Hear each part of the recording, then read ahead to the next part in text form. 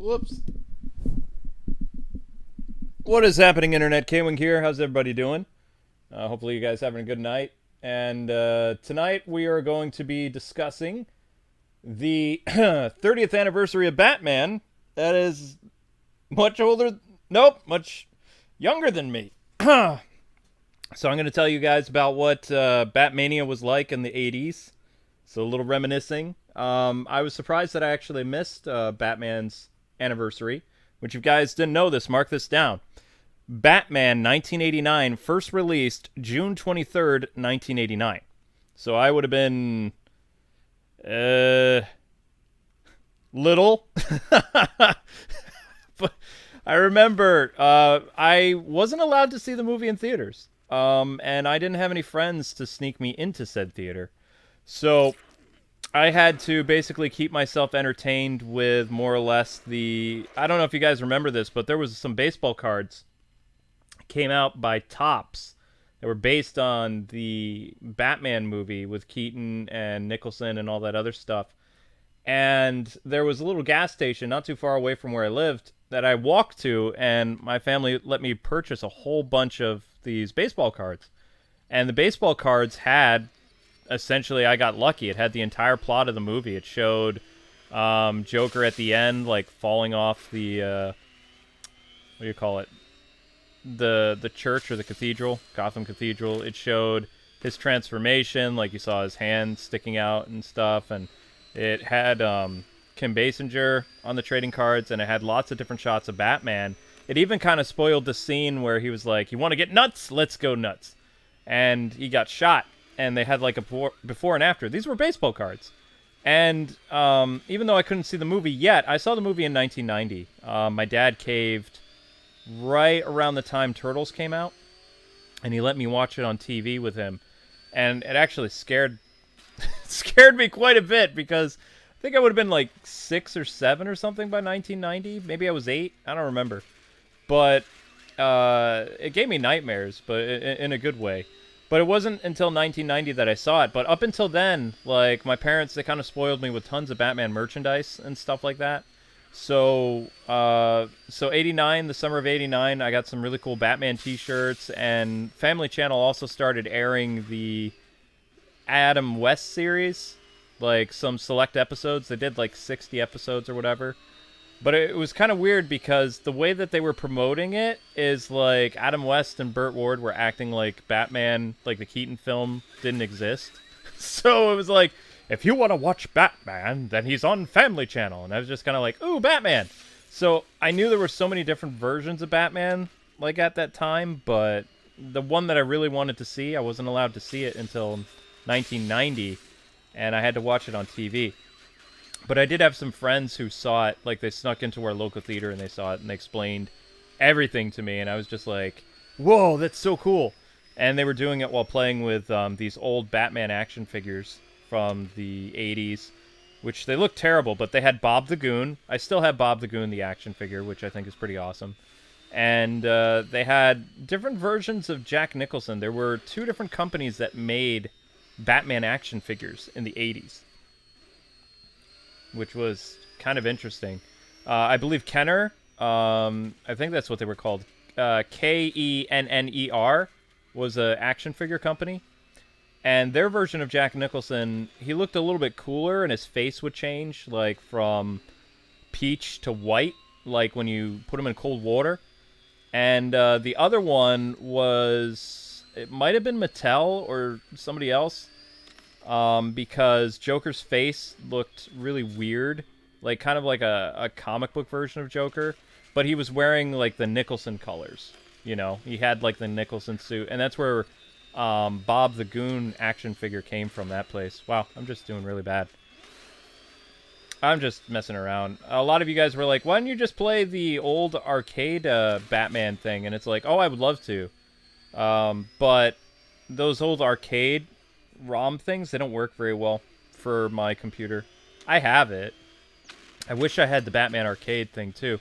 I also had a Batman pinball machine at one point based on the 89 movie, but I'm pretty sure we gave that away, or we couldn't bring it with us when we moved from Boston to Pennsylvania. Did I just go in circles? I might have.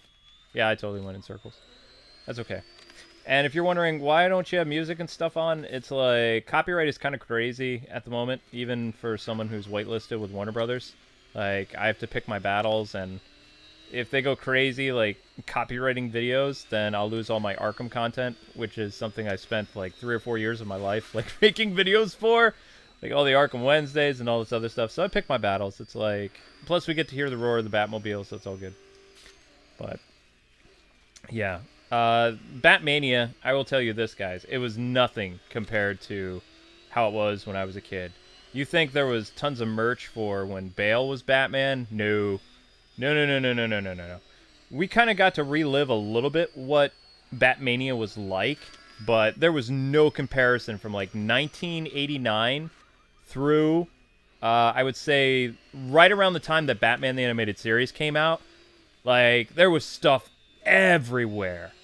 Everywhere. And they would even use, like, the comic book Batman to kind of promote the 89 thing. You could find comic book style Batman in the Keaton attire. Like, they went and they made him all in the black suit and stuff, but it was still like the Dennis O'Neil or Neil Adams art, which was cool. I don't have these t-shirts anymore, but they basically recreated a lot of iconic poses from that. But it was pretty cool. I had Batman bed sheets, Batman cereal. And I remember in the Batman cereal, even though it had nothing to do with the Keaton film, they did this thing where they basically took a collection of different Batman comics from the 1970s, and they called it The Secret Legends of the Batman, which was essentially his origin from one of the 70s comic books. So when you guys were like, do a whole lore based on that, which I did, it was called the 1970s Origin of Batman, which I did a Arkham Wednesday on or whatever. And in that video, I basically went over that collection of comic books that I don't remember the name of them, but they were part of a set that was included with off purchase or whatever from the top of the Batman cereal from the 80s. And it had like the entire thing about, you know, Batman learning stunt driving and all this other stuff. Like I said, it had no connection, but overall, it didn't matter because it was just Batman merch, and it was awesome. So, over the years, I've learned so much about the Batman movie that I'm just, like, so surprised of. And I don't know if I've shared it with you guys, with all the lore and stuff. I may have. I mean, I've been doing this a long time. But one of the things that I came across recently, unless I talked about it several years ago, if so, I apologize. But actress Sheen Yun, I don't know if you guys know who that is, but there was a lady who was supposed to be Vicky Vale first. In fact, there was a whole part of the movie that you kind of know how Zack Snyder had parts of his movie cut out. Well, Burton had parts of his movie that were removed by Warner Brothers because of an accident that happened. And you can kind of get a rough idea of what the scene was going to be because Batman was going to ride a horse. Like, Michael Keaton was training to ride a horse. And it would have been a really cool scene. And later, when they re-released, I believe for the 20th anniversary of the 89 Batman film, they had they had Kevin Conroy, Mark Hamill, and another famous actor come in and do the storyboard. This is back when Robin was originally going to be in the movie. Like Dick Grayson, not Damon Wayans. Some other kid, circus orphan. This was before Burton had the great idea to... Well, it wasn't really a great idea, but I mean, Damon Wayne made a lot of money based on Burton's idea of having a different Robin than traditional Robin. And, of course, you know, he made bank when they recast him by Batman Forever because Warner Brothers had to basically, you know, pay to get Damon Wayans not to be in the movie. So he got paid anyway. But back then, in one of the drafts, I think it was like 1988, when they were filming the horseback scene with Sheen Young as Vicky Vale and Michael Keaton, you know, as Batman and stuff. And originally what happened was they're riding through the streets and Batman picks up Vicky and the Joker has just plowed into kind of like, I don't know why they were doing this. This was later kind of used again where they were like, okay, we're going to have an iconic villain take care of Dick Grayson's parents. It's not going to be some mob person, even though technically Joker was a mob boss in the 89 film. But we're going to have this random costume criminal run over the flying Graysons. So the Graysons were originally in the horseback scene. They were on the street performing for some type of, I don't know, thing for Gotham. I believe there was some type of major celebration going on in the movie. Correct me if I'm wrong, but there was like a 300 years or 200 year anniversary of Gotham. So the Graysons were going to be part of that whole grand parade. And Joker, when he's being chased on horseback by Batman, he runs into where the Flying Graysons are performing, like in this closed-off part of Gotham, and he kills them. And Robin, well, I mean, in a Robin costume. So if you guys hated the whole Chris O'Donnell wearing, like, an acrobat costume as Robin, that's what was going to happen in Keaton's film, too. So the Robin costume, the original version of it, was going to be kind of like a circus performer costume. So anyway, this teenage version of Robin in the Keaton film originally, like they didn't have Robin on the set for this part, but like a teenage version of Robin was going to jump onto Joker's car, and then Batman was going to have to save Robin on horseback. So what happened was, when they were practicing the different horse scenes with Vicky and company, Sheen Young fell off the horse, and I don't know if she broke her back, but she did something to where they had to quickly replace her as Vicky Vale, because they were going to start principal photography. You know, they were going to really start filming the movie. They had the sets done, they had everything ready, and Sheen Young fell and hurt herself, and they were like, oh my gosh, she was a perfect Vicky Vale, even though she wasn't. She had dark hair, which, you know, Burton was kind of arguing, but at the same time, Bob Kane was like, well, Vicky was a blonde, so you need a blonde to play Vicky. And they weren't listening to Bob Kane. They were like, whatever. It's just this random old man on our set. We're not going to pay attention to him. So Vicky Vale was recast at the last minute, but the first choice for recasting that Tim Burton wanted was Michelle Pfeiffer. And Keaton was like, no, you can't do that. We've got history. We dated. No, I'm never working with Michelle Pfeiffer in a Batman movie. That's not happening. Recast again. I will not work with her because we've had a romantic relationship. It would be awkward. It's going to ruin our friendship, blah, blah, blah. And as you guys know, Michelle Pfeiffer came in and was Catwoman for Batman Returns. But Keaton was adamant about, like, he was going to walk off the set because he didn't want to work with his ex. you know? And so they're like, oh, what are we going to do? And then one of the producers or directors on the film, or co-directors, they were like, well, what about Kim Basinger? And then it was like, boom, okay, Kim Basinger it is. And they literally contacted her and they said, we need you to come in and fill in Sheen's part. And she didn't know that Sheen Young was, playing Vicky Vale. She was just like, okay, so I need to learn horseback riding. I need to do all this other stuff. They're like, well, the studio said the horseback riding thing isn't going to work, so we're going to scratch that. And she's like, okay. Instead, we're going to scratch a lot of what we were going to do with Sheen because, Burton doesn't like it. So we're going to do it. Now, the reason why they got rid of that stuff is because, of course, they were worried about another actress getting hurt and them being sued, millions of dollars. I don't know why Sheen Young didn't sue, but she didn't. Like, nowadays, if an actress got hurt on, like, a comic blockbuster like this, it would be all over the news, and the actress may or may not sue people. But anyway, so she got written out, and Kim Basinger came in. And you guys know the rest. Kim did all this other stuff. They changed the script a little bit when they brought in Kim Basinger, and they wanted to incorporate more of what Kim was. So Kim was more of like a supermodel type character, like in look and feel, like very pretty woman. Sheen Young was kind of like, you know how Keaton was an average looking guy? I would say that Sheen Young was kind of like a very average plain woman. So she wasn't like this really wowzer type of woman. It was just like very realistic, very simple, not Hollywood at all.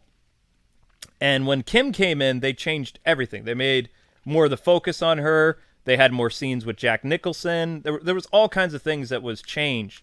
So I don't know.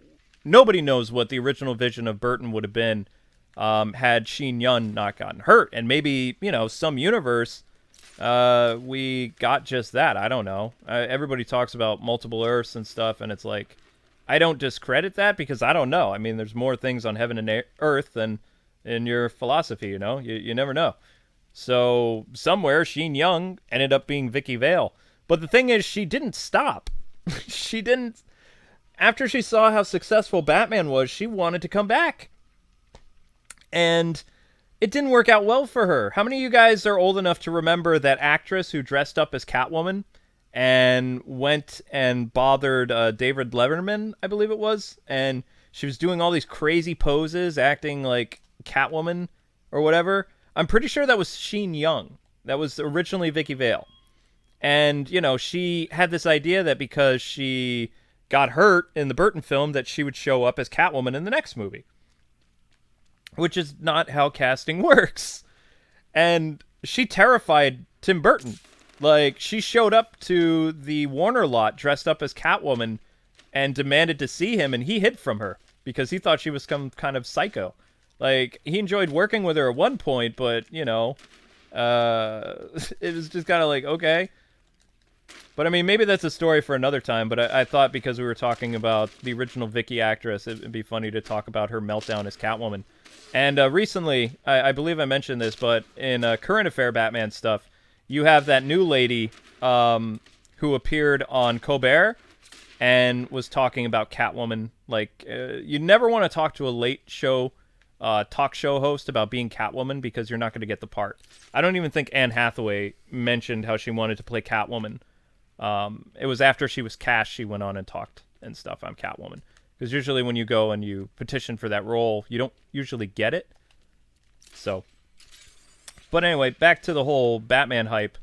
Everything changed, and I remember just how different movies were before and after Batman. Little trivia for you guys, because you like this kind of stuff, right? So, did you know the Batman movie, like 1989, was one of the first movies to just use in their promotional material Batman's symbol? Like, they didn't use your traditional movie posters. Burton or the marketing people just decided, you know, we don't need to say anything for this to be a Batman movie. Like, for the poster, we're going to have the symbol. And every movie after that for 5 years copied Batman. Like, there was no letters. There was nothing for the teaser for Batman. It said June 23rd, 1989, and it just had the symbol. That symbol changed movie marketing. That's how powerful that logo was. You know? That was really cool. I'm surprised I've never told you guys about, like, that useless trivia that you can use with your, you know, friends or something at school or around the watering hole at work. I don't know. But yeah. Afterwards, Jurassic Park was the next movie to kind of do that. I think they had a little bit of text, like saying Jurassic Park coming soon, but they had the big picture of the dinosaur, you know? I know, that's pretty cool. It was like, what? Because the rumor is, or whatever, like the story goes, way back in the day when they were freaking out how to basically remarket Batman, because everybody in Hollywood was freaking out about, like, this new approach to Batman. They'd seen the teaser stuff where there was no music, and they saw Michael Keaton's Batman, and they're like, whoa! You know? They're like, what is this? You know? Guy dressed like a bat running around. I'm Batman. All this other stuff. So when it came time to promote the movie, they were kind of like, okay, we got people talking about this, but people still aren't sold on this yet. And yeah, the first trailer that released, they didn't have any, there was no music. You can go watch the original teaser for the Batman. And, Batman 89 Batman. There's no music. There's no score. There's just action, sound effects, Michael Keaton, Jack Nicholson, Kim Basinger in Batman. That's all it is, you know? And they have, like, all this action, and the narrator or the movie guy is trying to hype everybody up this summer, you know? And then later trailers, they added the music and all this other stuff, and they really hyped it up. And once that film score, once Danny Elfman's music was added, wow, that blew people's minds. But anyway, back to the whole marketing team. So in Hollywood, they were, like, freaking out about, like, man, what are we going to do? How are we going to promote this major Hollywood blockbuster, which, you know, the studio was taking a huge gamble with because Superman, just a couple years ago, tanked. Superman 4 was bad, you know? Like, everybody was being really tiptoe around superhero films. If Batman was a stinker, that would have been the death of superhero movies. And, Marvel didn't get the memo back then because they were working on that Captain America movie for the 90s and some other things, which thankfully made it direct-to-video. But, if those things would have actually released in the theater before Batman, dear God, that would have been bad. But, Hollywood took a gamble with Batman. It paid off.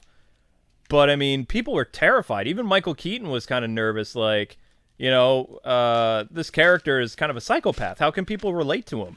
He's crazy. He's a guy who dresses up as a bat. And he even told people when he was working on the movie, I have to play this character the way I want to. Because there's no way people are going to get behind this guy. He's nuts. So that's why he acted kind of crazy as Bruce Wayne.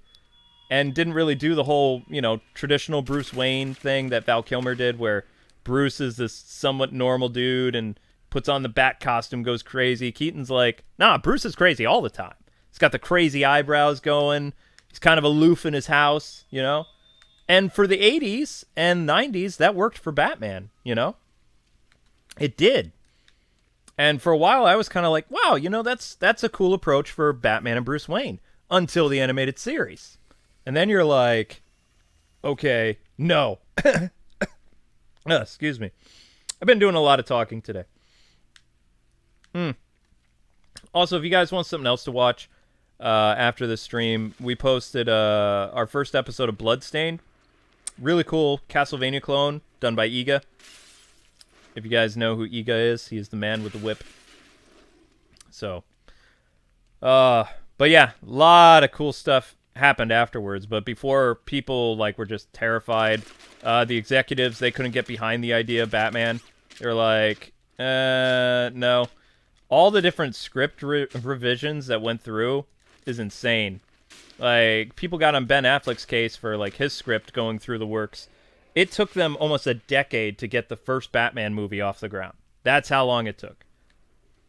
There are so many different versions of how that movie could go. And let me tell you, some of them are terrifying. The Bill Murray and Bill Murray and who was supposed to be Robin? Was it Eddie Murphy? I think it was Eddie Murphy and Bill Murray. And it was supposed to be like a campy Batman movie or something. There's a script for that lying around somewhere. I kid you not. I will never read it because I think I'd be horrified. So, but man.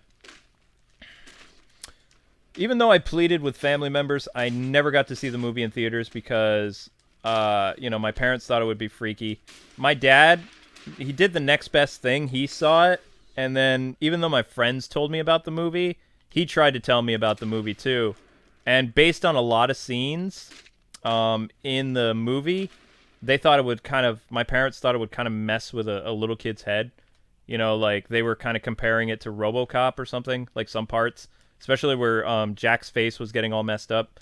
It did make a PG-13 rating and stuff like that, but back then they really, we'll say they pushed the action films of the 1980s, So little me was not allowed to see it in theaters, but when my mom was in the hospital for some things, my dad was like, we're going to take your mind off it, and we're going to watch, Batman. I was like, what? We're going to watch Adam West? He's like, no, we're going to watch Batman. It's on CBS. I was like, no way. Then, of course, after I saw the movie, I cried, quite a bit because Joker terrified me. I probably would say that I didn't really start to like the Joker character as a character until Mark Hamill. The movie Joker was scary for a little kid. So, I mean, my parents, they were kind of right in that assumption that movie would mess with little me, little Kwing. But, afterwards, after I got over my fear, probably by 1992, right around the time that Batman Returns was coming out, I rewatched that movie so much. The version my grandmother taped off the TV version, not the cassette tape. I wasn't allowed to watch the cassette tape because they used to actually edit movies. If you didn't know that. They don't do it anymore, but they used to. They used to censor stuff to some extent. That way it would be, quote, fit for television.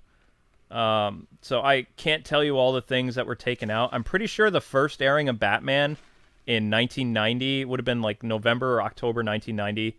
on either CBS or ABC. I don't remember. But they got rid of the scene where Joker's electrocuting the guy.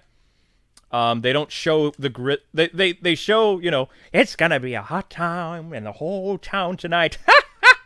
They show Joker laughing, and you hear the guy going,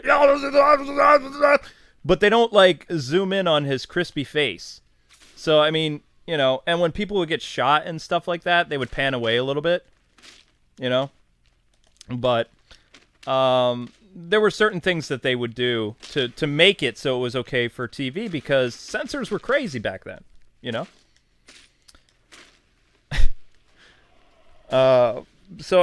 But at the same time, for a little kid, I think that it would mess with people's imagination more, because you couldn't see how the guy was dying. You know what I'm talking about, right? Because you couldn't see how the guy was dying. You had to picture in your mind, and sometimes your mind would create things that were even freakier than what actually happened. So the fact that I didn't know how Joker was killing people, like, my imagination at 7 or 8 years old just went crazy. So I'd be there, like, holding my Batman blanket, just being like, Dad, what's going on? Oh my gosh! And it's okay, son. The scene's almost over. They're almost to a romance section. It's just like, what happened to that guy's face?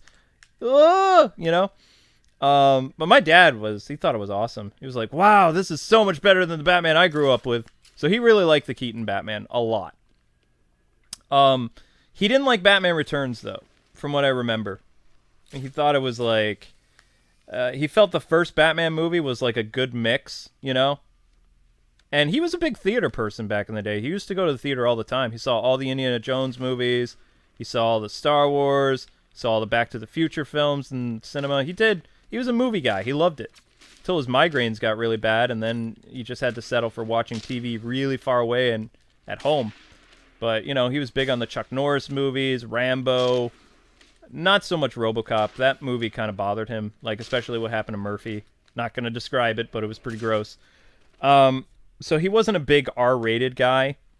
But he really did like the first Batman movie. The second one, it was like when he saw it, because I had been so good or whatever, and my reward was going to be, I believe it was to see Batman Returns in theaters, because the way they were marketing Batman Returns with all the kids' products, how many of you guys my age, 36, 35, 34, do you remember the commercials for Batman Returns? How, like, innocent they were compared to what the movie was? So for half a year, they had all this marketing for Batman Returns, And I had been really good. I was doing well in school, and my reward, because that's somehow, parents do that sometimes, to reward kids. My reward was I was going to get to go see Batman Returns in theaters.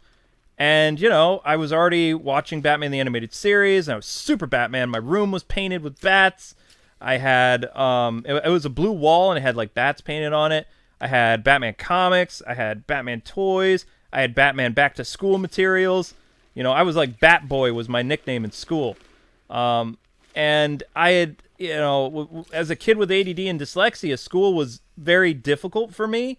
So I went out and I went above and beyond. I didn't get an A average. I think I got like a C or B minus or something.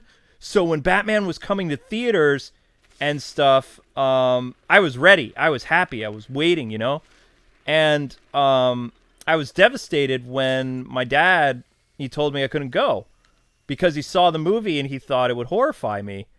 And, my parents came to the decision. They were like, you're too young. I know we said we would take you to see this, but we can't because we don't feel that you're okay to handle this imagery and stuff. And I was devastated, but I got over it because I'm pretty sure he bought me like several Batman video games or something.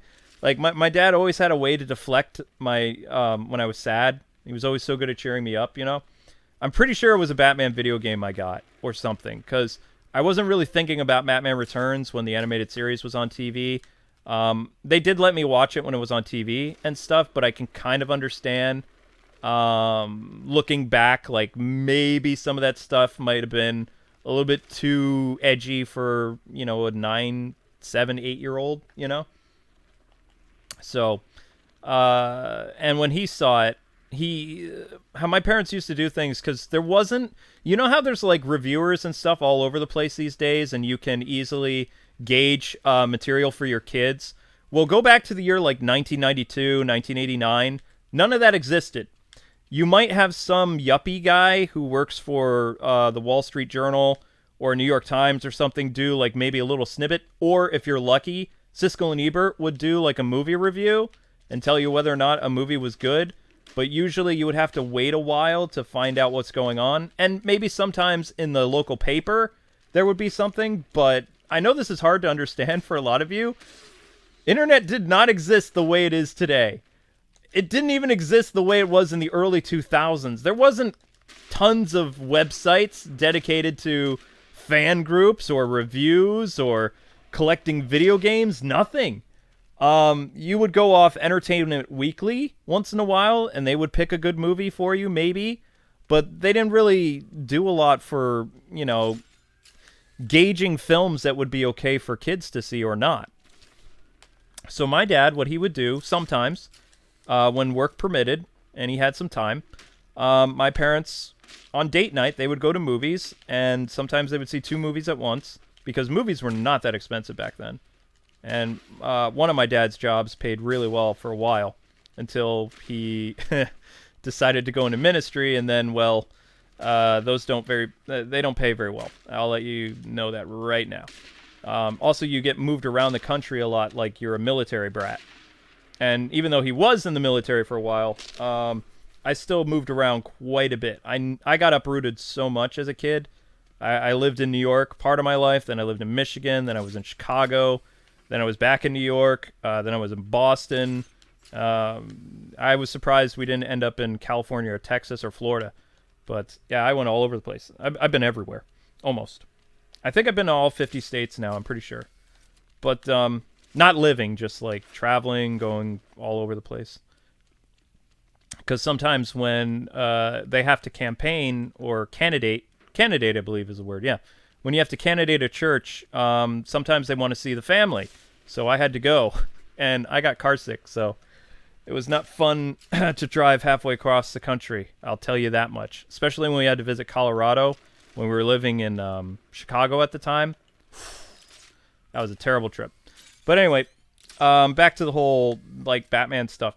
So, when they went and they previewed these movies and things like that, he felt that the Penguin and the electrocution of Maxwell Schreck and all this other stuff would give me nightmares. And it probably would have then. I didn't see it until probably after Mask of the Phantasm hit theaters. Because I remember the first time that my dad did not screen a movie, he was actually surprised by. And I did pretty well. I think I was 10 then. But we saw Mask of the Phantasm in theaters. And let me tell you, that movie had some stuff that no one was expecting. Like, parents who took their kids to, they had no idea. I remember there was this little girl who was sitting in the seat in front of us. And I think when Chucky Saul got crushed by the angel, she let out like this blood-curdling scream. And this mother walked out with her child, and I'll never forget. She's like, "This is supposed to be a children's movie." It was like, well, I mean, it's an animated movie, but they never said it was a kids movie. It was Batman: Mask of the Phantasm in theaters.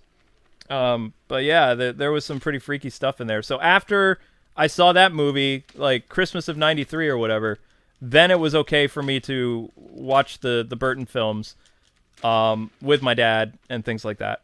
And so we marathoned the 2 movies. So that's how I saw them. I got to watch, because if he was going to watch it again because he didn't like it, he wanted to see Batman. So we watched on video. I saw for the first time the full like blockbuster video release of the '89 Batman movie. And then right after that one wrapped up, we did like a little, movie marathon with the family. Then we watched Batman Returns. And I saw the direct-to-video version, so it was pretty much the theatrical cut. But yeah, that's kind of how families did stuff. You went to Blockbuster, you would rent a bunch of videos, like Let's see, what was popular back then? Let's see if I can remember. Oh wait, don't be here. You're gonna die. Gonna die. Let's see, 1993. I think Leslie Nielsen's The Naked Gun movies were around then. I'm pretty sure. I don't think Lion King. Aladdin was 92, right? So that would have been on VHS. Police Academy movies. My gosh. Jurassic Park yet? I don't know. Maybe. No, let's not go where the guns are. I can't remember. But you get the idea. You would go with a family member and you would rent a ton of stuff using your Blockbuster video card. So, yeah. We'd have movie Fridays, I believe is what it was. Something like that. If we weren't watching TGIF back then, which was a thing on ABC called Thank God It's Fridays. It had Family Matters, so and it had I think The Fresh Prince of Bel-Air was either that or it was a Saturday morning show. Tool Time? No, not Tool Time. What was it? What was the name of Tim Allen's show? Wasn't Tool Time. Home Improvement. There we go. Yeah, so there was all this stuff back then. But yeah, like I said, over the years, a lot of useless trivia I've learned about Batman, and I still think Keaton was great in his role, you know? But I mean, when you learn things about your heroes, you're kind of like, okay, I mean, I know Keaton is kind of crazy, but he didn't used to be. Well, okay, he's always been a little crazy. But when he went on social media and he had a resurgence with his career, he got kind of crazier. I always liked the Michael Keaton who was kind of like in between roles when he was doing the Herbie stuff and he was living with his wife and kids in Ohio or whatever. And, you know, when he moved back to California, he just kind of went batty. Ha! So mid-2000s. There was even a point in my career where I almost got to interview Michael Keaton. He was at some type of convention for something, but it didn't happen. Just like I've never gotten to interview Kevin Conroy. Today, I don't think Keaton would give me the light of day, and I don't think he would have back then either. Like, he didn't really like doing fan conventions. I don't even remember what he was doing. I think he was doing something for some... I don't know what it would have been in the 2000s. He wasn't really working anymore. And I know it happened in the Midwest. But I can't tell you what the event was. Oh! Before we get talking to Keaton, I just remembered something I want to share with you guys. Those of you that are in Detroit, Michigan... how many of you guys remember the car shows of the 80s and 90s and the different stuff that they had in Detroit? It was either Detroit or it was Flint, Michigan. So, like I told you guys, I wasn't able to see Keaton's film when it came out. I saw it in 1990 on TV. And that entire year, besides Batmania, we got to do lots of cool stuff that involved Batman. So, in Detroit, when I was living in Michigan at the time, I lived in a small little town called K-Pac, Michigan for a while. And my dad heard from somebody from work that the Batmobile was going to be at this car show and that Batman was going to be there. Of course, not Michael Keaton, just some guy in a suit. But I didn't know that. I begged and begged and begged and begged and begged and begged my family to take me because I didn't get to see the movie. So I showed up there with all like my Batman memorabilia, like a little kid, buck teeth, you know, my Batman baseball cap and everything. Batman backpack, Batman tennis shoes, Batman everything. And what I remember from the car show, it's really, really dark. And it was a really famous thing that happened. It was either 1989 or it was like the winter of 1990. I don't remember. I can't remember the exact date. But I do know that it was a car show in either Flint or Detroit, Michigan, where the Batmobile was there, RoboCop's futuristic like car was there, the DeLorean was there. I think the '60s Batmobile was there. I don't know. I can't remember. but I do know the DeLorean was there from Back to the Future, RoboCop's car, the Batmobile. I think the Dukes of Hazzard was there. Their car, the General Lee. Ecto 1 might have been there. I don't remember. I don't remember. It's possible. Because, I mean, the reason they were doing the car show is because they were doing everything they could to promote Batman, like, to the public, because you have to think about, people today, because of what Keaton did, they don't have what Keaton and company had to deal with.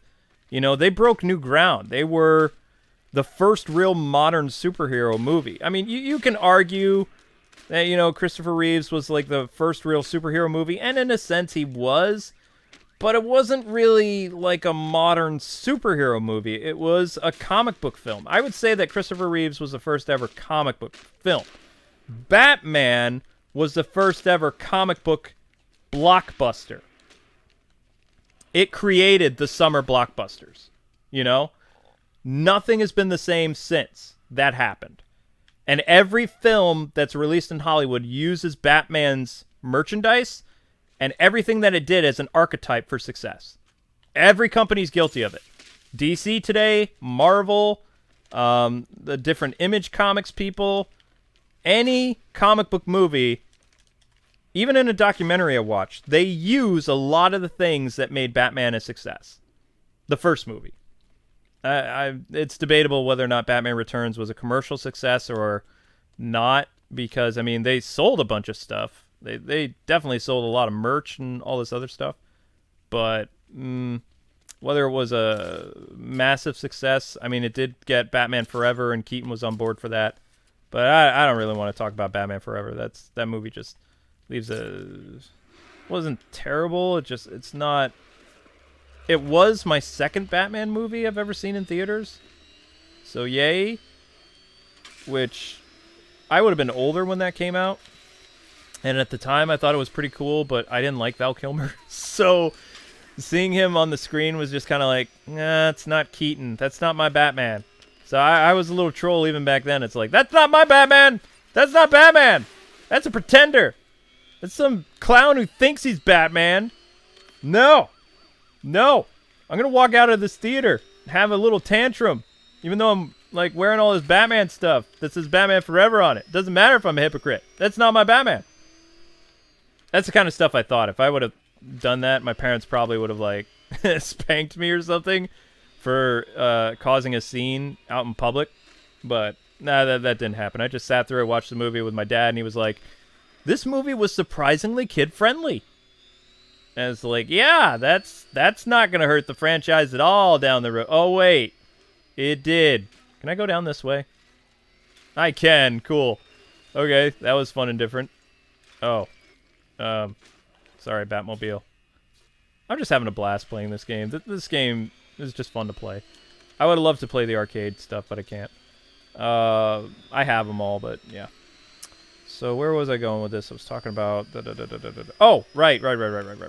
So, the car show from the early 90s or whatever, they were doing everything they could to market a different Batman to, the public and stuff like that. And the reason why they were having such a difficult time with that is because everybody, grew up with Adam West's Batman. Like, he was the Batman. And, everybody had this clear idea of who Batman was. So, for Warner Brothers marketing team, like, they had an incredibly difficult job of selling this new version of Batman to the public. And they did all kinds of cool things. I've heard there's been, like, Batman-centered fairs that happened in... select cities, like from 1989 through 1990. I never went to any because they weren't in the area of New York I lived in. But there was like all this kind of cool stuff that was happening. There was radio programming. There was all kinds of stuff. But in Detroit, they had a car show, and how they marketed it, they didn't say blockbuster movies, movie cars or whatever here in Detroit. It said, come see the Batmobile and meet Batman and get your photo taken with Batman. So, and there was a dude. He was kind of rude, if I remember correctly. He kind of sounded like Al Pacino, as you know.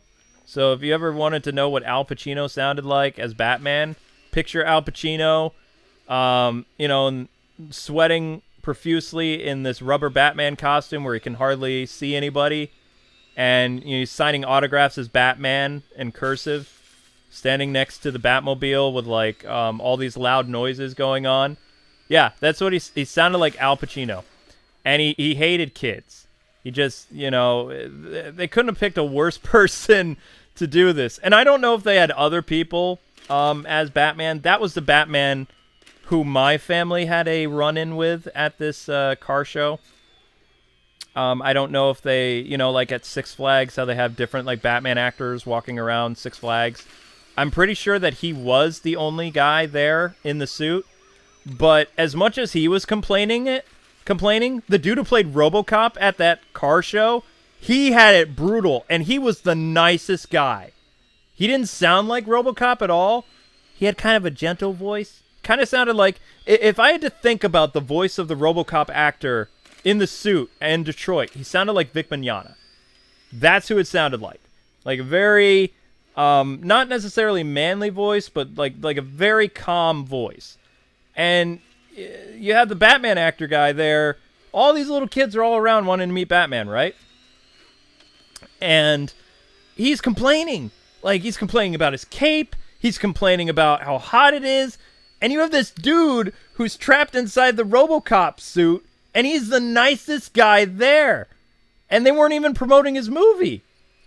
It was like, what? I mean, why? And the dude was actually taller than the guy who was playing Batman. I mean, Keaton's a small guy. He had, I believe, I'm pretty sure he had a special type of boot that Keaton wore so he would look 6 foot. Because in the movie, remember they say, you got this 6 foot bat in Gotham. Michael Keaton is not 6 foot tall. Michael Keaton is like I think he's 5'9". So he was wearing, in both his Batman costumes, I believe he had like, not stilts, but he had like some type of pumps to make him look taller. And Jack Nicholson is taller than him in real life, too. So, I think they had to use a box for certain scenes where Batman and Joker are standing next to each other. It's not confirmed, but I remember hearing people joke about it. Because there are different... If you look at Batman in the movie without Nicholson in the picture, and when he's standing next to Nicholson, suddenly Batman's a little bit taller. They did a little bit of movie magic there, So anyway, the dude in the RoboCop suit, really nice dude, should have played Batman. And the guy who was complaining, who sounded like Al Pacino, he should have played RoboCop. Because it didn't work, because RoboCop is supposed to be the dude who's void of humanity. And Batman is supposed to be, like talking in a Batman voice, like, "Hi, Batman." And the guy was talking like Al Pacino. That's what he sounded like. He sounded like this dude who just like came from, I don't know if Al Pacino's from Queens or Brooklyn or something, but he had a very thick, like, New York accent at this Detroit car show. And I will never forget it, ever. So, but all these different things that I ran into with the 89 Batman film, I think that's why that film still resonates with me after all these years, is like, I was a part of that marketing hype. Like, that movie was targeted toward me, even though I couldn't see it until I was much older. And, a year or two older.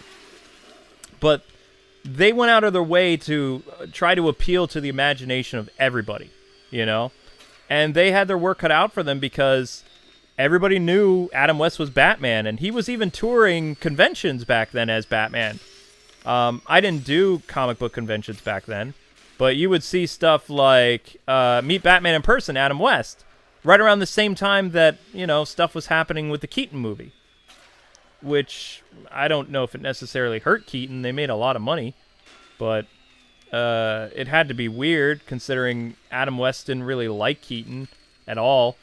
He held a grudge for being, for someone else being cast as Batman. Eventually, he let that grudge go, but I still have it on tape, too. Did we talk about Adam West basically being salty during interviews about, Batman when the Keaton movie was in circulation. Did we ever talk about that?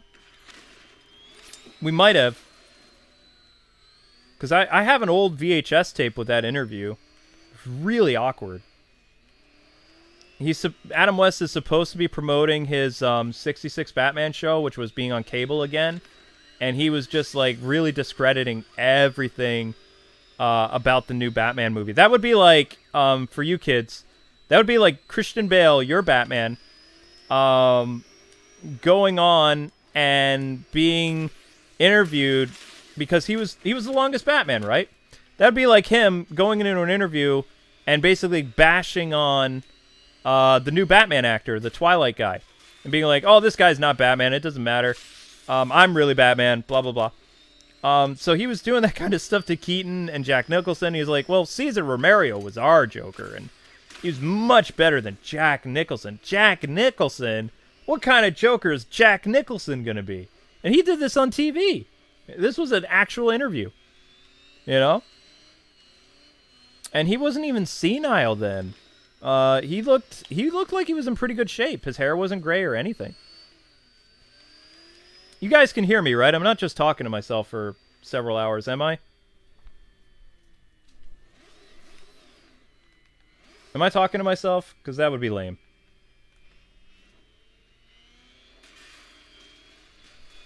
Yeah, Adam West threw shade. Yep. Yep.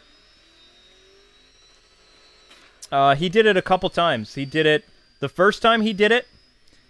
Well, I mean, technically I am talking to myself for a living. I'm here online. I'm talking to you guys. I could be an echo chamber for all I know, but the first time that Adam West threw shade on Keaton is when Keaton was first cast, and he was like, Mr. Mom can't be Batman. How are you going to have a comedian be Batman? And I'm just thinking, wait, aren't you a comedian? Wasn't the show, wasn't it a comedy? It was camp, right? It wasn't a serious show. So wasn't Batman already a comedian? So it's just the things that he said back then, before the movie came out and after, that you're just kind of like, aren't you happy that Batman's popular again? Because now you can make money on your old syndicated show. Because if you did not know this, Batman was out of syndication. But it wasn't until the Family Channel bought the rights to, and they paid Adam West and Company a lot of money, that they aired Batman again. Batman had been off the air since like I think reruns lasted until about 1970, but it had been almost 20 years. Did I do my math right? No. 1970. Yeah. Been almost 20 years since the show was off the air. And, because of Keaton and Batmania and stuff, some executive had this brilliant idea of like, well, there's no new Batman cartoon, or there's nothing we can put on our brand new cable station. What kind of stuff is people going to watch? People want Batman. It's like, is there any way we can get the old 60s show? And they did it. I think it would be fascinating to do a video on how the Family Channel got the 60s Batman series. Because I know a lot about that too. That would be a fascinating topic like this year to go over.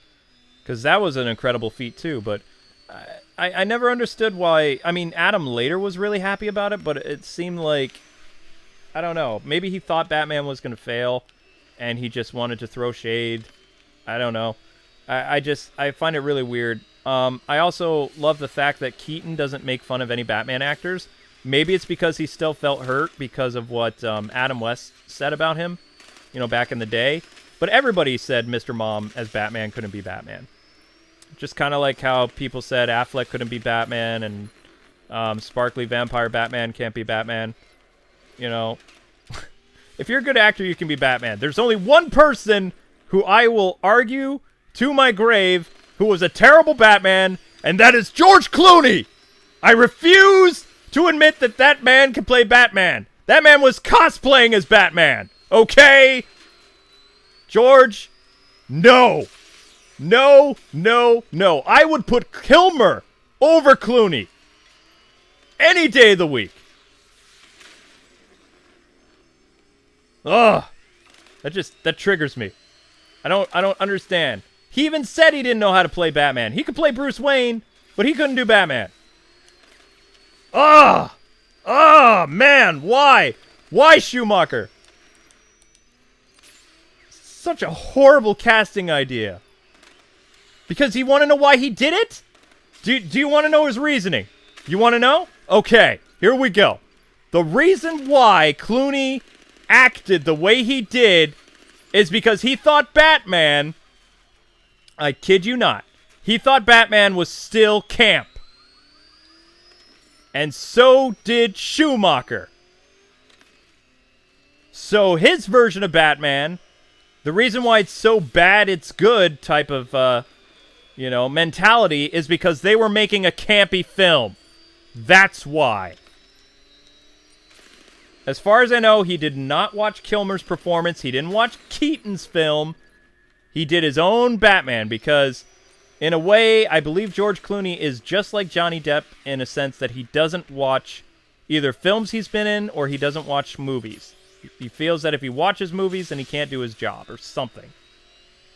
But that man is responsible for killing Batman for a decade.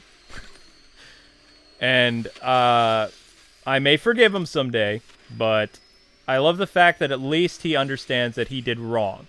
That he did way, way, way, way wrong. And I appreciate that he, has the stones to admit, my Batman was terrible, I'm sorry, and, we can all move on.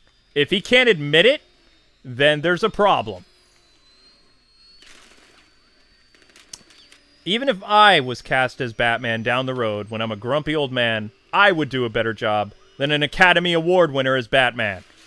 I'm telling you right now. If I had to do any Batman role, I would want them to come after me when I'm in my 60s, and I can do the angry, grumpy Batman voice even better. Also, here's the great thing about playing old Bruce Wayne. I was just thinking about this. If by some miracle, it would never happen, but if it did, I would have very limited motion. I would get to wave my cane around at people very angrily. I'd get to raise my voice and yell at teenagers, which I love doing when kids are on my lawn. Get off my lawn! But there's very limited motion for old Batman. So that would be ideal for me. I would do it. I would even do it in a fan film. Somebody wants to reach out to me and do a fan movie, Batman Beyond movie, when I'm like 50 or something. In 10 years, 15 years from now. It would be, I'm 36, so I've got at least 15, maybe 15 years before I do that. I would do it. I would do fan films. That'd be fun. I'd play older Bruce Wayne. If they ever do a Batman Beyond movie, I would want Keaton to do old Batman. Or another good one maybe would be Peter Sellers. Wait, is Peter... No, wait. Peter Sellers is dead. Oh, wait. Guys, who's the guy who played RoboCop? What was his name again? Peter something. Because Peter Sellers is somebody else. Peter Sellers is the Pink Panther, and he's dead for a long time. The guy who played RoboCop just turned 72. Thank you. Yeah. Weller. Peter Weller. Dang it. It was close. It's close. Can you imagine the Pink Panther playing as Batman? Like, that'd be so weird. Oh my gosh, we totally ran off topic. I started in the 80s and I ended up all over the place. It's because Clooney raises my blood pressure. That's why. That's why. That's what happens with that. Oh, useless trivia. Where were we? We were in the 80s. Oh, I know what I want to talk about. You know how everybody complains about how Mark Ruffalo and Tom Holland spoil Batman, the MCU movies before they come out? Like they screw up the plot. Did you know? Okay, you can look this up. Michael Keaton spoiled the entire plot of Batman before the movie came out 3 days before it's released to the public, he was on Letterman. And this was back when I guess everybody was kind of like, well, Batman's not going to be popular. It doesn't matter. Right?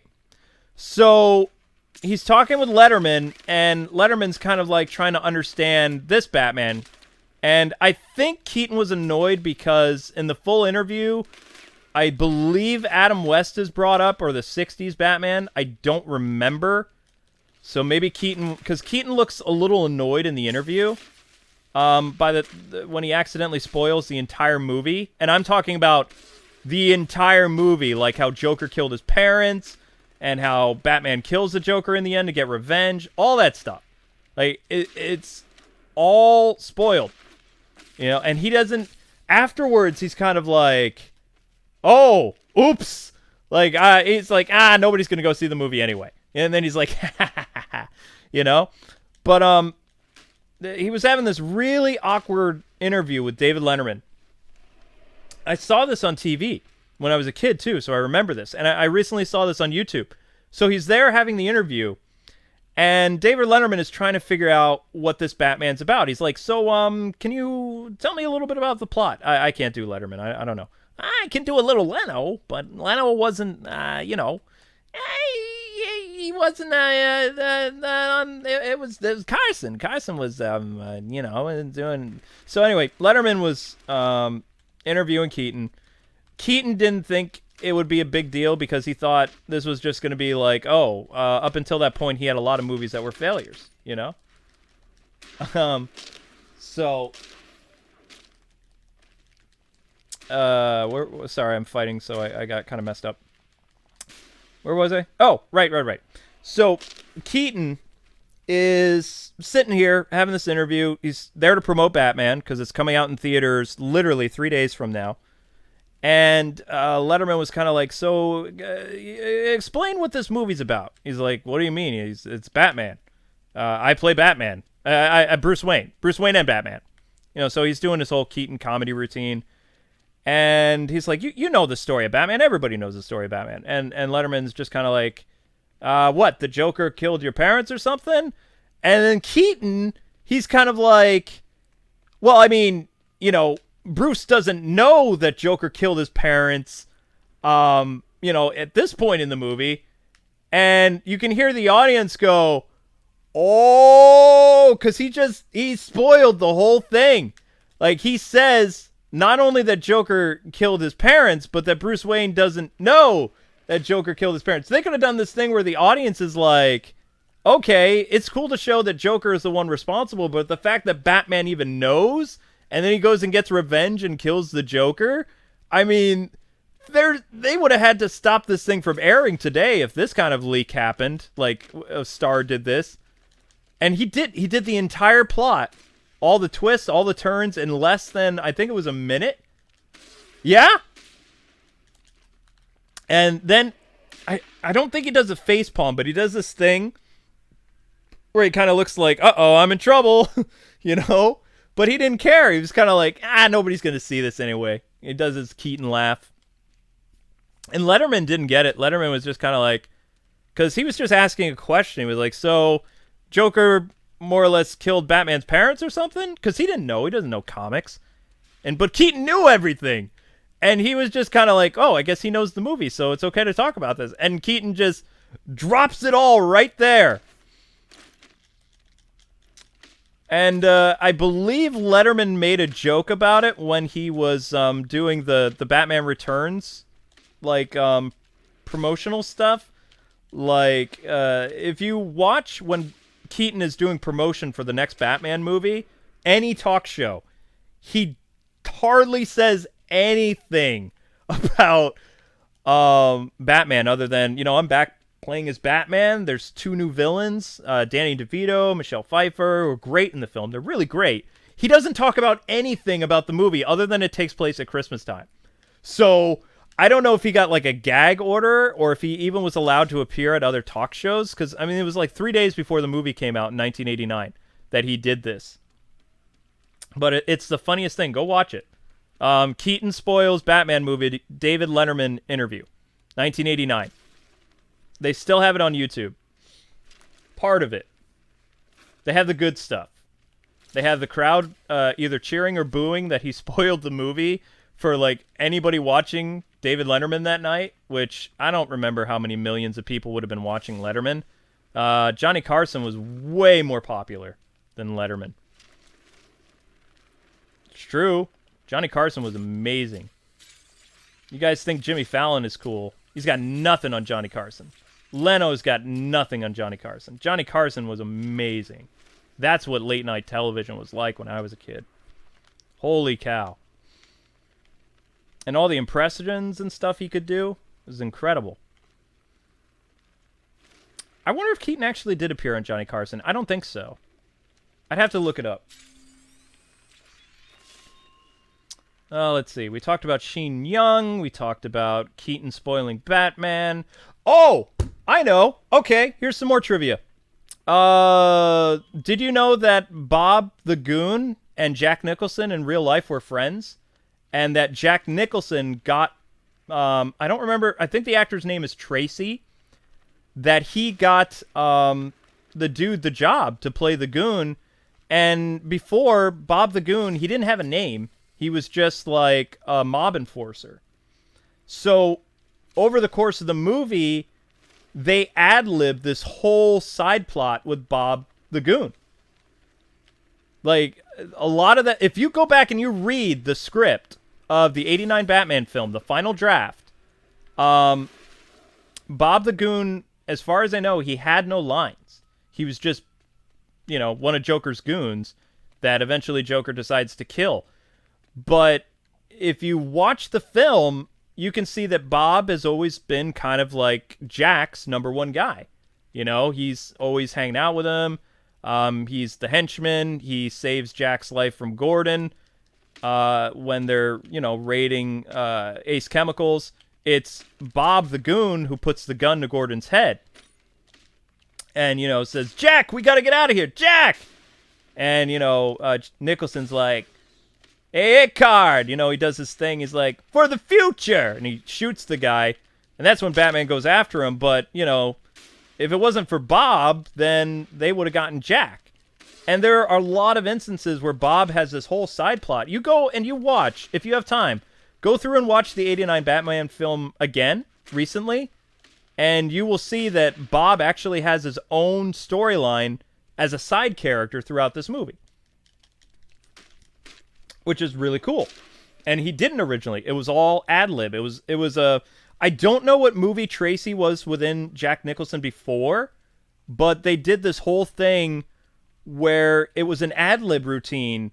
The scene, which I never really liked the scene. I thought it was stupid.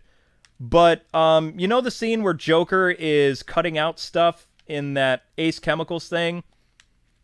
It's this really weird scene where Jack Nicholson has this idea to just go crazy with the Joker, and he just, starts cutting little people out of paper or whatever. Yeah. Okay, so that scene was all ad-lib. That entire thing. And Tracy has to play off Jack Nicholson. And he doesn't know what Jack Nicholson is doing. Burton's like, roll tape. And then Jack just goes. And he's sitting there. He's doing all this other stuff. And Bob's just like, what am I supposed to do here? And Burton's just like, go with it. Just go nuts. And they created this whole little side plot with the photos, between Tracy and Jack. And giving Bob something to do in the movie, because Bob wasn't supposed to do much. I think Batman was supposed to kill him in the alleyway or something when the dude, drew a knife and he drops it and runs away. I believe that's how Bob was supposed to die, or, whatever the goon's name was going to be. But they changed everything. There was so much ad-lib in that movie. A lot of 1980s movies have tons of ad-lib. So much ad-lib. Good example. Keaton and Jack Nicholson, most of the iconic lines that you guys love from the 89 Batman movie and the Ghostbusters film, all ad-lib. All ad-lib. You want to get nuts? Let's get nuts. Bruce Wayne going crazy, breaking stuff? That's not how the scene was supposed to go.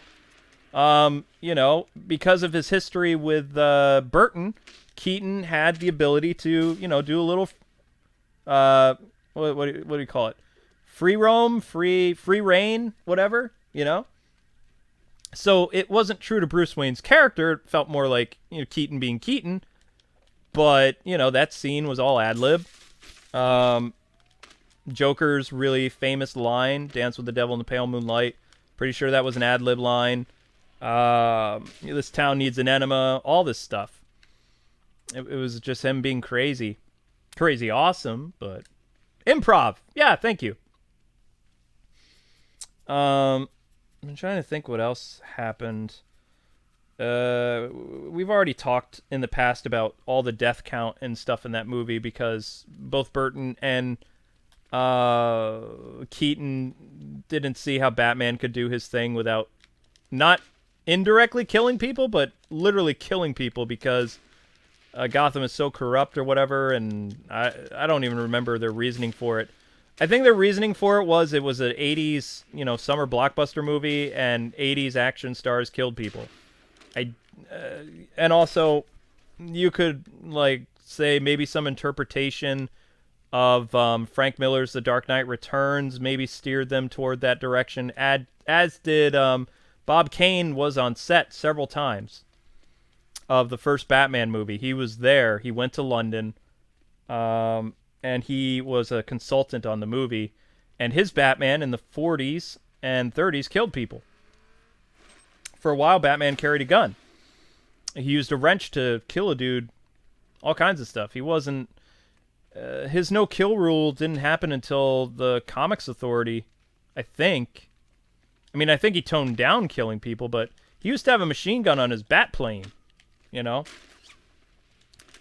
So the fact that a lot of people say that the most accurate screen version of Batman is the 89 film, if you really go back and you read the 1940s Batman comics, like the first, we'll say maybe 10 issues, the first 10 issues of Batman in Detective Comics, he kind of acts like Keaton.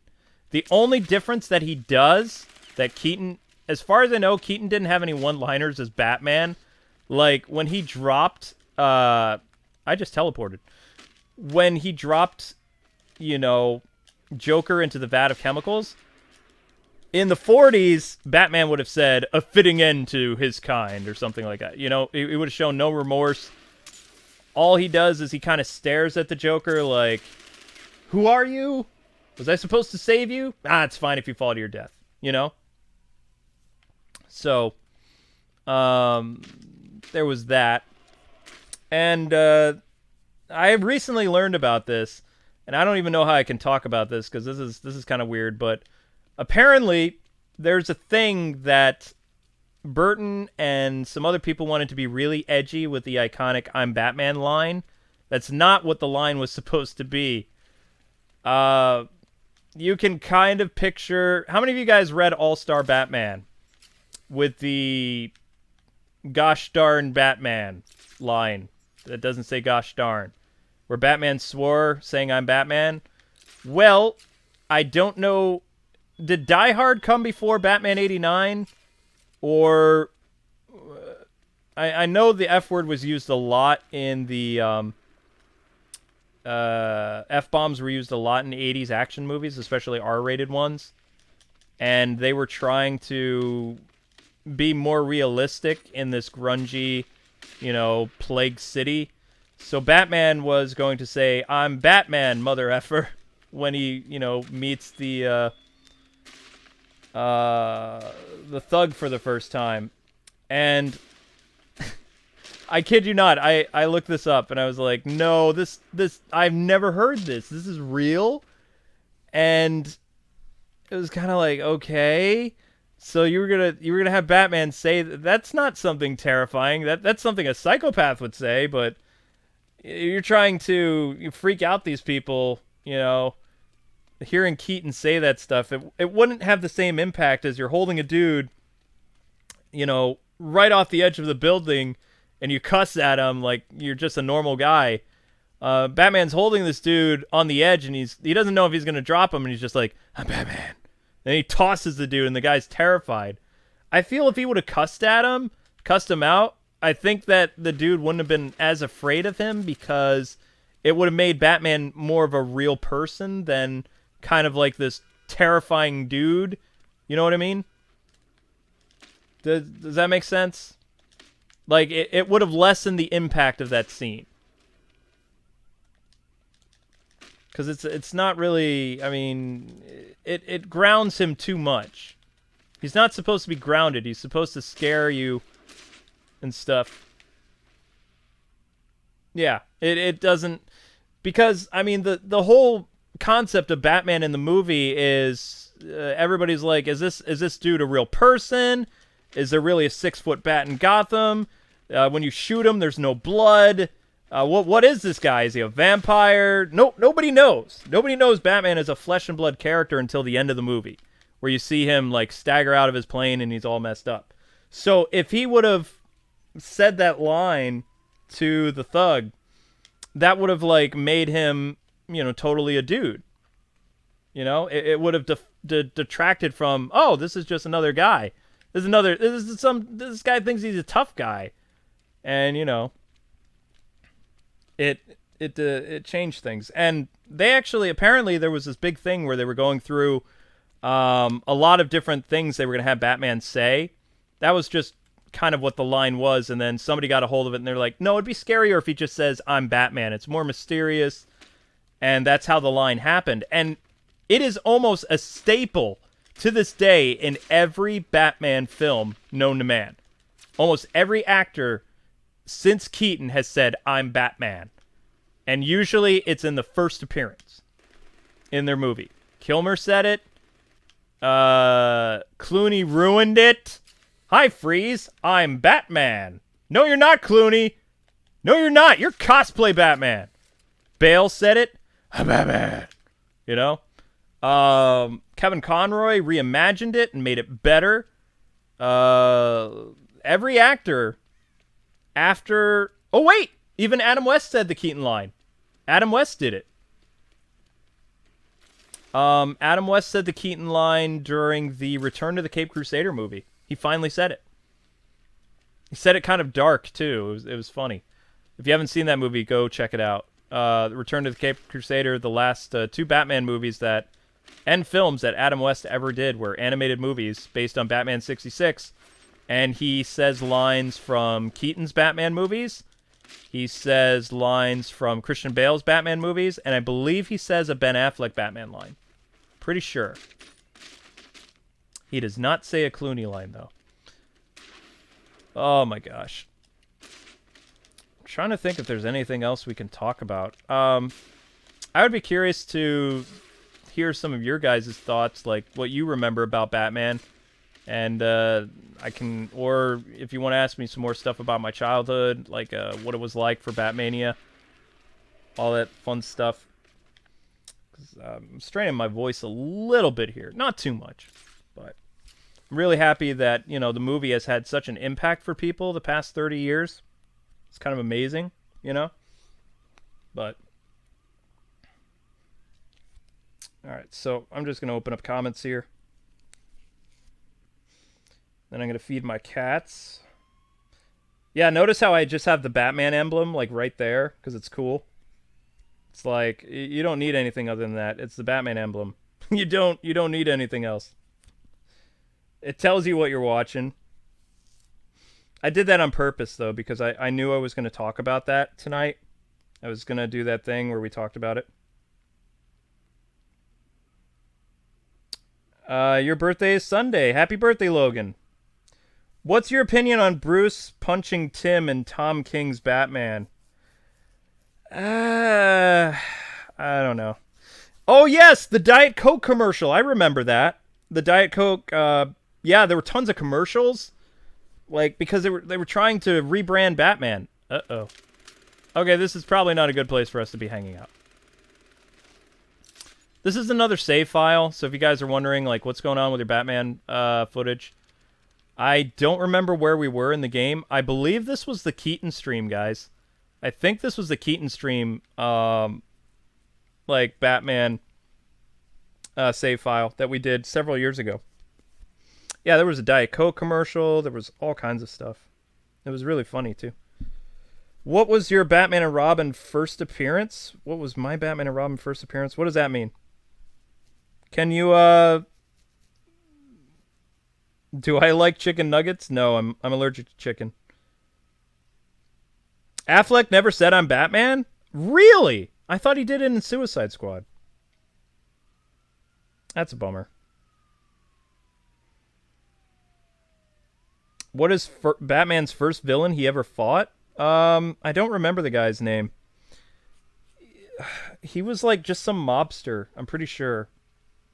Batman killed a lot of people in the 40s that were just random thugs, mobsters. Some of it was propaganda stuff.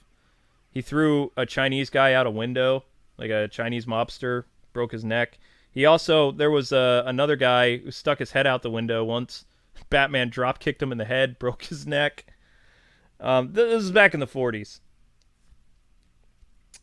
You lost your father? I'm so sorry, Caveman. Condolences. I don't really want to talk about Tom King's run today, if that's cool.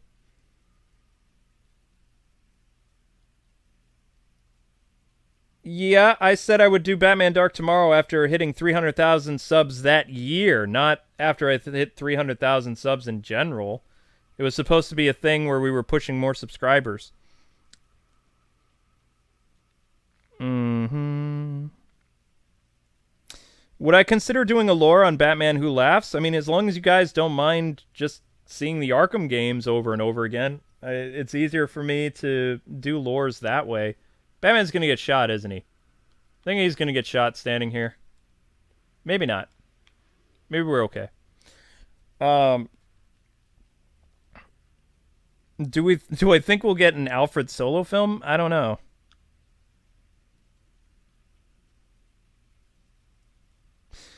Yeah, they don't really explain a lot of Batman's backstory. The only thing you know is that they did the Batman Year One thing, kind of. So he did tour the world. He talks about the armory in Wayne Manor is to kind of show people that, you know, Batman's been all over the world and he learned different things that they never tell you in the movie. You just kind of, if you're a comic nerd, they threw those little Easter eggs in to kind of help out with that, you know?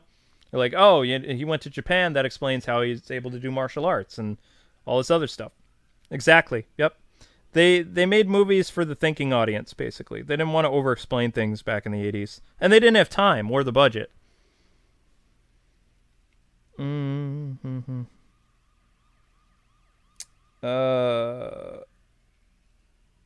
Oh my gosh. The story about how I painted the Batmobile. Oh, it was so dumb. I got really sick doing that too because those were model paints, or those were some type of paints that I wasn't supposed to use.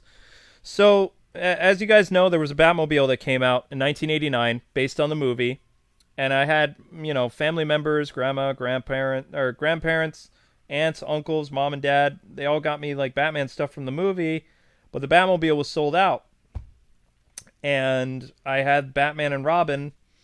And I had, like, you know, superhero figures and whatever, and playing pretend, all that fun stuff.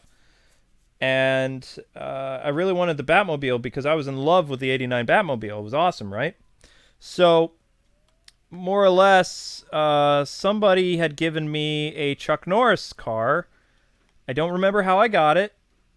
I remember that my dad was like, well, I mean, you can just play pretend with this because, you know, when I was a kid... the Batman that I saw in the movies, he didn't have a really cool car. He had something else. You know, he just had a normal car, and yeah, my dad was right. You know, Batman in the Bob Kane years, he didn't have a signature vehicle for a long time, even in the comics. So technically, it wasn't wrong, but I was kind of upset, and I didn't like the fact that, you know, there was like this red Corvette thing. So somebody gave me model paints for reasons, because, you know, they thought that kids that painted would get smarter or something, or would help with some, I don't know, with some weird self-esteem 90s, 80s thing. I don't remember. My grandmother saw an infomercial, and you remember those. You call them up, you buy something. Only 3 payments of $19.99. Get your child to do this and that. They'll have so much fun painting. They'll forget all about television, blah, blah, blah. So anyway, I had all these paints lying around that I was never going to use. And I just one day decided, I'm sick and tired of this red car. This Chuck Norris car that would have been worth a lot of money as an adult because they made very little of them. It was from Chuck Norris and the Karate Commandos, a very short-lived animated series of 12 episodes, I believe. And I painted it. I took out my black paints and I painted the red car. And I got really sick because they were not the type of paints that you use to paint over plastic. I got a nasty headache, and my parents were not happy with me. But I eventually, the car dried, and I had my personalized Batmobile that was a Chuck Norris car. And I know it was the Chuck Norris car because on the side of the car they had like these things that you would press a button and Chuck Norris would have, I don't know, they were like some type of weapons that came out the side of the car that he used in the TV show. So that was my Batmobile. And to this day, I am being completely honest, I have never gotten the Kenner 1989 Batmobile. I have gone to toy conventions, I've gone to vintage toy stores, and I have never been able to find the Batmobile that I've wanted since I was a little kid. I can't find it. And back when I was making piles of YouTube money from 2011 through like 2015, whatever, like when I was living in Boston, in a really nice apartment and whatever, even going all over the New England area and New York City, I've never found that Batmobile. And I saw it once on eBay for $500. I almost bought it. But my wife said no. So that was the closest I ever came to actually getting that Batmobile. I still, when I retire someday, when I'm 60, I really want to get one of those real-life Batmobile 89 kits. And have get a Batmobile for, I think it's like $100,000, something like that. Like they can make you a Batmobile, and then what I'm gonna do is there are a lot of hospitals in this area, and especially I don't know if there's a St. Jude, but there's like a hospital for sick kids like right in this area, because I don't know how long I'm gonna be living in this part of Pennsylvania, but once I get the Batmobile or something that looks like it, I'm gonna go visit kids. And they can, take pictures with the Batmobile and maybe make them feel a little bit better. And, if I don't look too old and really gross, I will get the Keaton costume and I'll shave off my beard and I'll go, visit kids as Batman with the Batmobile. I think that'd be kind of cool. I don't know if it'll ever happen, but that's something I've always wanted to do. But I don't know, because I don't think I'm going to shrink too much. I'm like 6'3", so I think I could fill out a Batman suit pretty well. I did get scammed buying a Batman costume back in 2010. Some guy on eBay sold me a fake Bat costume, which was terrible. I think the guy from Supernatural would be great as Red Hood. I really do. Just don't freak our kids out with your 60-year-old nonsense. Bah! When I was your age, Batman... Uh-oh. We're in big trouble here. You smoke bomb. My day, we didn't have something called the internet. We read papers, and we had yellow stickies. And you wanted to talk to somebody, you would ring them up on the telephone. You didn't have texting. When confound whatever that is. Television? You'd be lucky if you had to get up and change the channel. What's this remote control business? You had a dial on a television, you get up and you switch it. We had VCRs, Blockbuster, that's what we had. Are you going to watch Pennyworth? I didn't really watch Gotham, so. Who is my favorite Batman actor? Kevin Conroy. Favorite screen actor as Batman? Technically Kevin Conroy. Favorite live action Batman? Mm, mm. Um, it might be a three-way tie now. Might be, because I can appreciate different interpretations of Batman from the comics that are still Batman, but they're different. So Keaton brought some really cool things as Batman. I'll never forget that. Bale did some pretty cool things with Batman when he wasn't speaking. And I really, really, really liked Affleck's performance and his choreography and his fights as Batman. And I liked how he disappeared, and I liked all that stuff, and it was like, oh my gosh, this is getting so good. Warner Brothers can't mess it up. Wait, they did. So, I mean, for me, there's really not a fully complete Batman in the movies yet. Maybe Vampire Batman will be that. I'm really hoping, because they're doing the whole noir detective thing. And, you know, in those books, Batman did disappear mid-sentence. And he hid to the shadows. And, you know, Keaton just kind of walked around and couldn't really turn and look at people.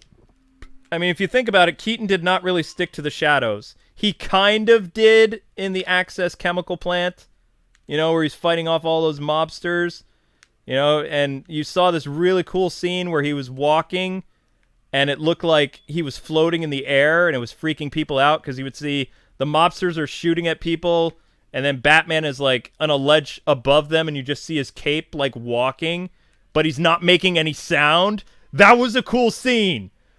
But they didn't really do that a lot in other Batman appearances. It's like they took parts that they thought would work really well, and they were trying to scare people. But when you saw Batman more in the Keaton films, he was out in the open, you know?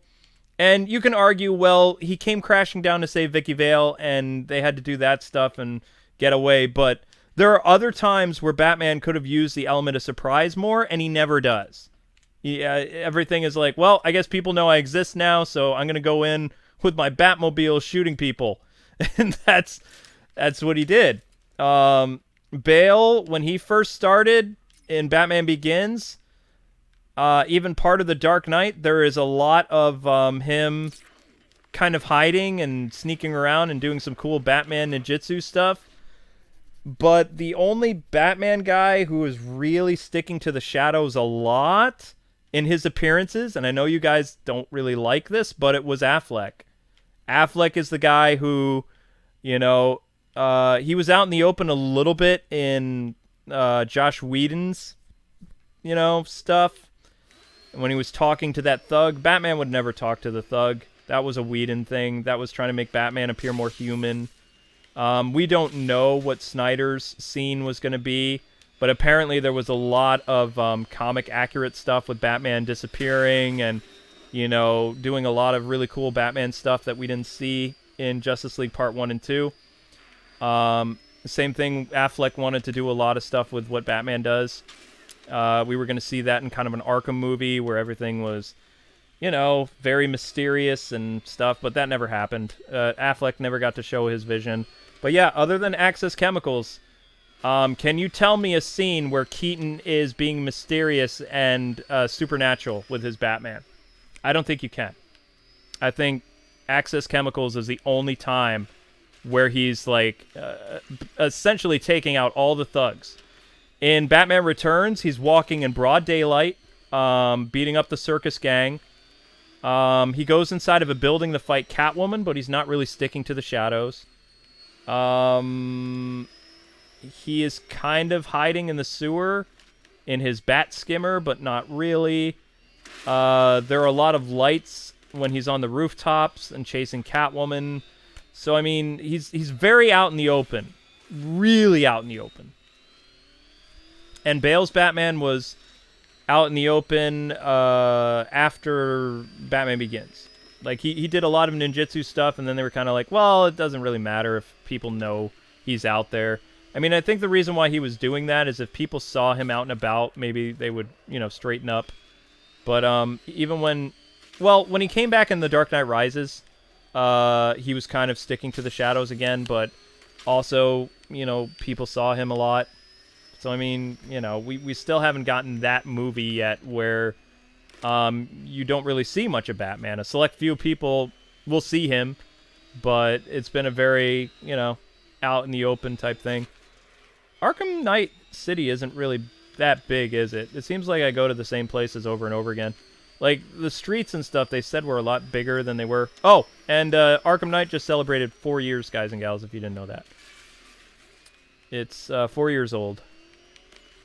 So, any more questions you guys have? Picking my bat brain. Was Joker always intended to be Batman's greatest villain? Joker, according to Bob Kane and Bill Finger, he was supposed to be a one-shot character. They were debating whether or not Joker was going to survive his encounter with Batman, and he does. But originally he wasn't supposed to. He was going to be. He was based on the guy from the Man Who Laughs. Like that old film. And he was supposed to die.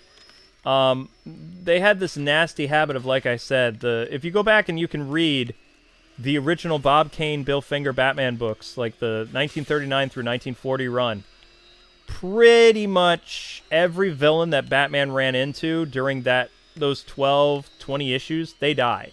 They die. And Batman or Robin will have a pun after killing them. I kid you not.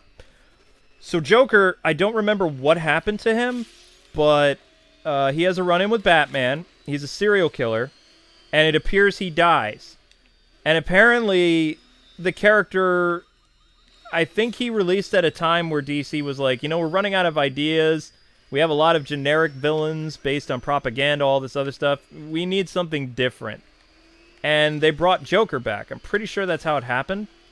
But don't quote me on that because I'm not a big fan of 1940s, 1939 Batman. I'm more of a fan of like the 1970s, late 60s Batman comics, very detective-driven stuff. So don't quote me on that. I never really looked into it all that much because it didn't interest me. But I'm pretty sure it was kind of like a company-wide decision or like an editor's reason why Bob Kane and Bill Finger brought Joker back because he was supposed to die. And it also started that whole Joker cliffhanger where if you even read comics today, sometimes when you see a comic book, it looks like Joker dies, only for him to miraculously come back later.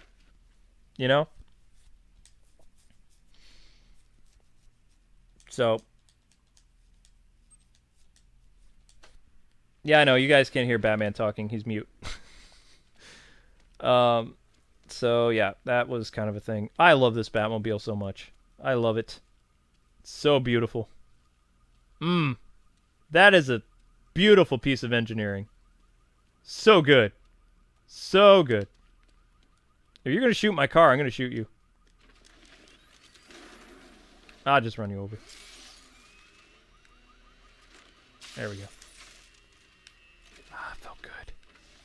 Oh my gosh. When this car was announced in the game, I nearly lost my mind. It's so awesome. Alright, you guys have any more questions for me? Just going to kind of hang out here by the Batmobile. See if I get attacked.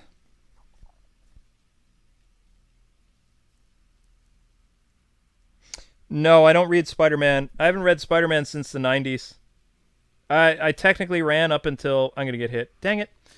I ran up until One More Day, and then I stopped reading Spider-Man comics. Like, hardcore. I had a pull list. The books that I used to have a pull list for were Chuck Dixon's Nightwing, Chuck Dixon's Robin, Batman, Detective Comics, Justice League during the Tower of Babel stuff, Green Lantern, and sometimes the Wally West books I had a pull list for.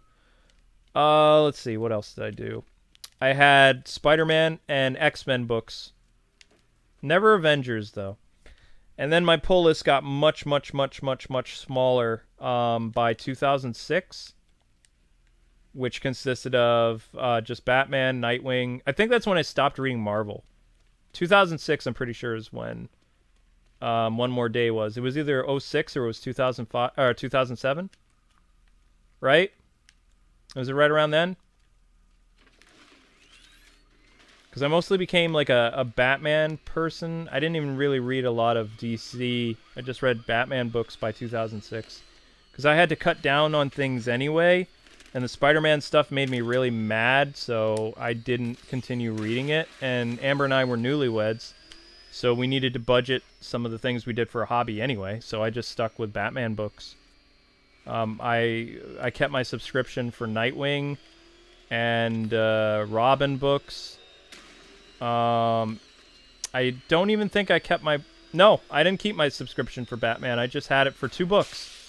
We had Nightwing and Robin books delivered to our door monthly by DC when they used to do a subscription service. And that was my reading material for when I was early married.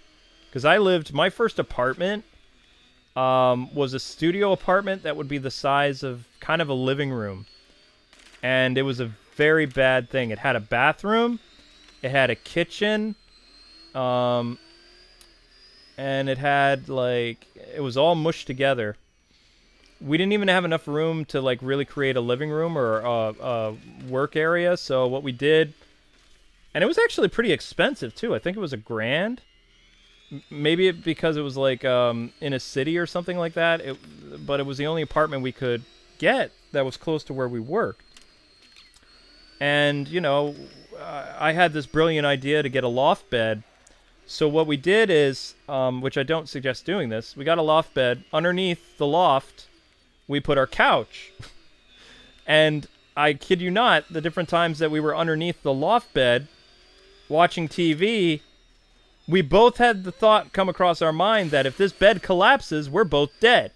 So, but it created space in our house. We were able to get a desk where we both could, you know, do homework or do our work, you know.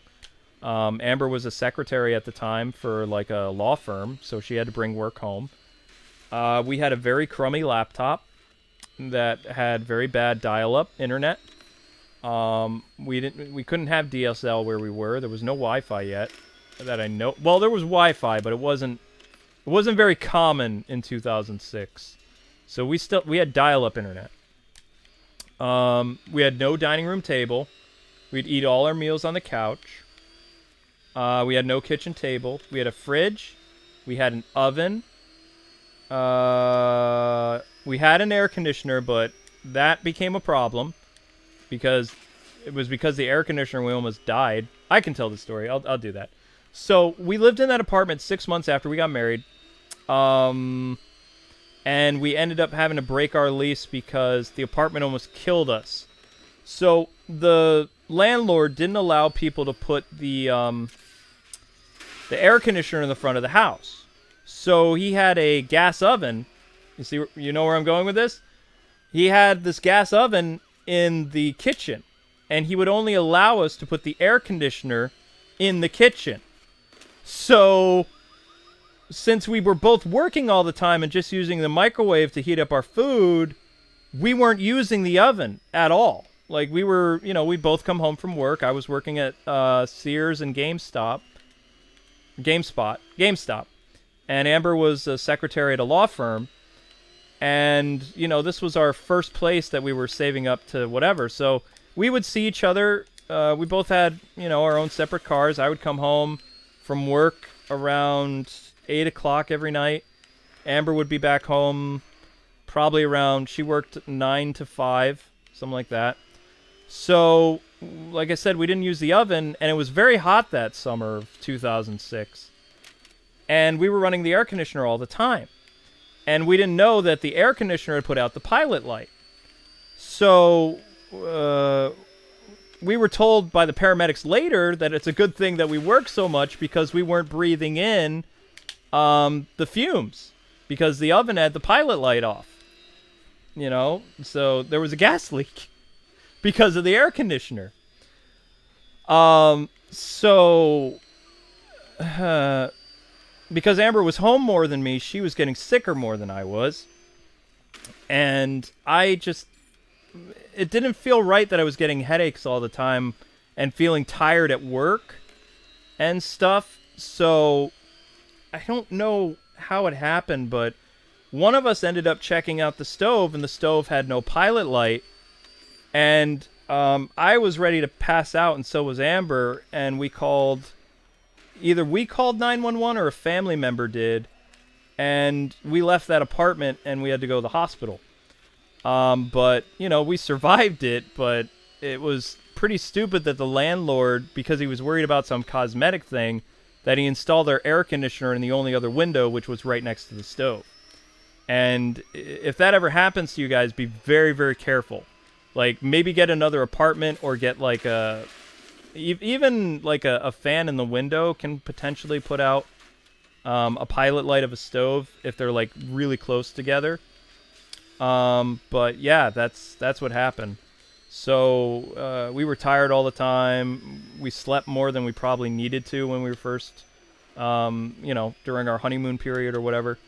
And we left that place real quick. We had to break the lease, and the apartment guy tried to, I think he tried to sue us or something for breaking the lease. But he backed off when, I believe something court-related happened where, the pilot light was the cause of it or something. I don't remember. I know that's when my migraines really started to develop. My first year of marriage was because of the gas leak. Something like that. And I still have migraines to this day. It happens from time to time. But that was a long time ago. I would have been 22, 23. That's crazy. Uh, the, the, the, the.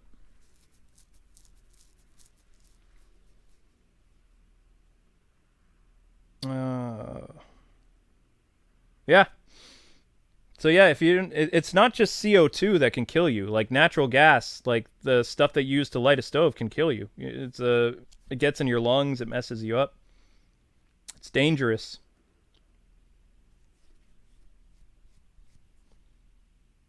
Yeah, you have to be really careful. If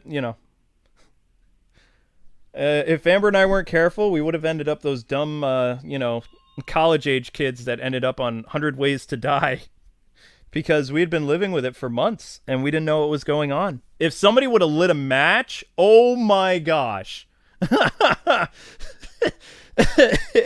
If a spark, I mean, we didn't have, I don't even think we had any lights that we used in that house. We used natural light. I don't think we had any lamps. We just watched TV and we played video games occasionally.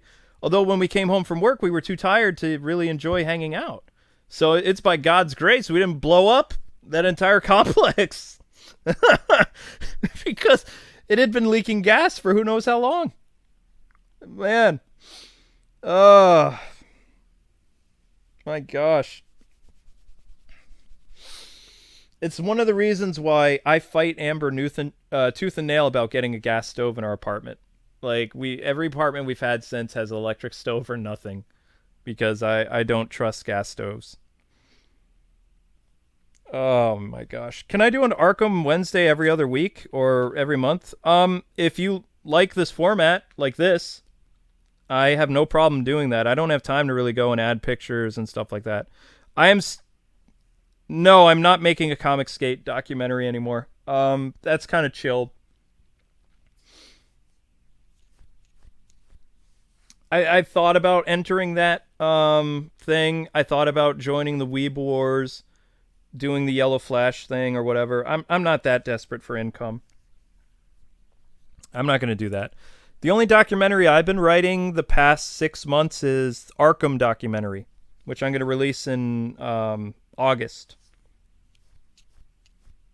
So, and that's been a lot of fun to put together so far, but it's not done yet. You know me, the perfectionist I am. Who knows if it will ever air exactly the way I want it to. I have read Jeff Johns' Batman Earth 1, right? Yeah. Yeah, I've read it. What is my favorite Kevin Conroy quote of Batman? I am vengeance, I am the night. I like that one. I like some of his monologues, but I can't remember exactly what that was. That was too long ago. Oh, that car looks so good in the moonlight. Oh, oh, so good. Mmm. I want that car so bad. Um, I'm actually a fan of Batman with the yellow emblem or without. I prefer the yellow emblem personally because I think it gives people a target to aim for. I think that's cool. And it has a more practical use than just like sewing a regular bat on your thing because if you think about it, I love the analysis that Batman gives for having the oval on his chest that it gives the enemies a target to where he's like more protected. That way they're not aiming for his face or, some of his other parts of his body like his arms, things like that. They're when they see this dark figure coming at them shrouded with smoke and mist, the only thing that they can really make out is that yellow oval. So they just start firing. Which you saw in the movie too. Whenever people shot at Batman, they aimed for his chest. They never aimed for his face. Always aimed for his chest. Because subconsciously, when they would see that, that was a target for them. That was something easy to aim. It's not easy to hit somebody in the face unless you're like an expert marksman. So for just random thugs on the streets of Gotham, it gives them target practice. But it's also where he's the most protected. So, they showed it in the movie, kind of. What's this? Some kind of body armor. Check his wallet. Are you and Amber watching any good TV shows? No. We're only watching anime of late, and I can't tell you the names because I don't speak Japanese. There are a lot of slice of life shows. We watch Korean dramas. Movies that we've seen recently. Batman Ninja Turtles. Some of the Direct-to movies. We saw some movies in theaters, but I don't remember the name of them. Nothing really sticks out. Shazam was good.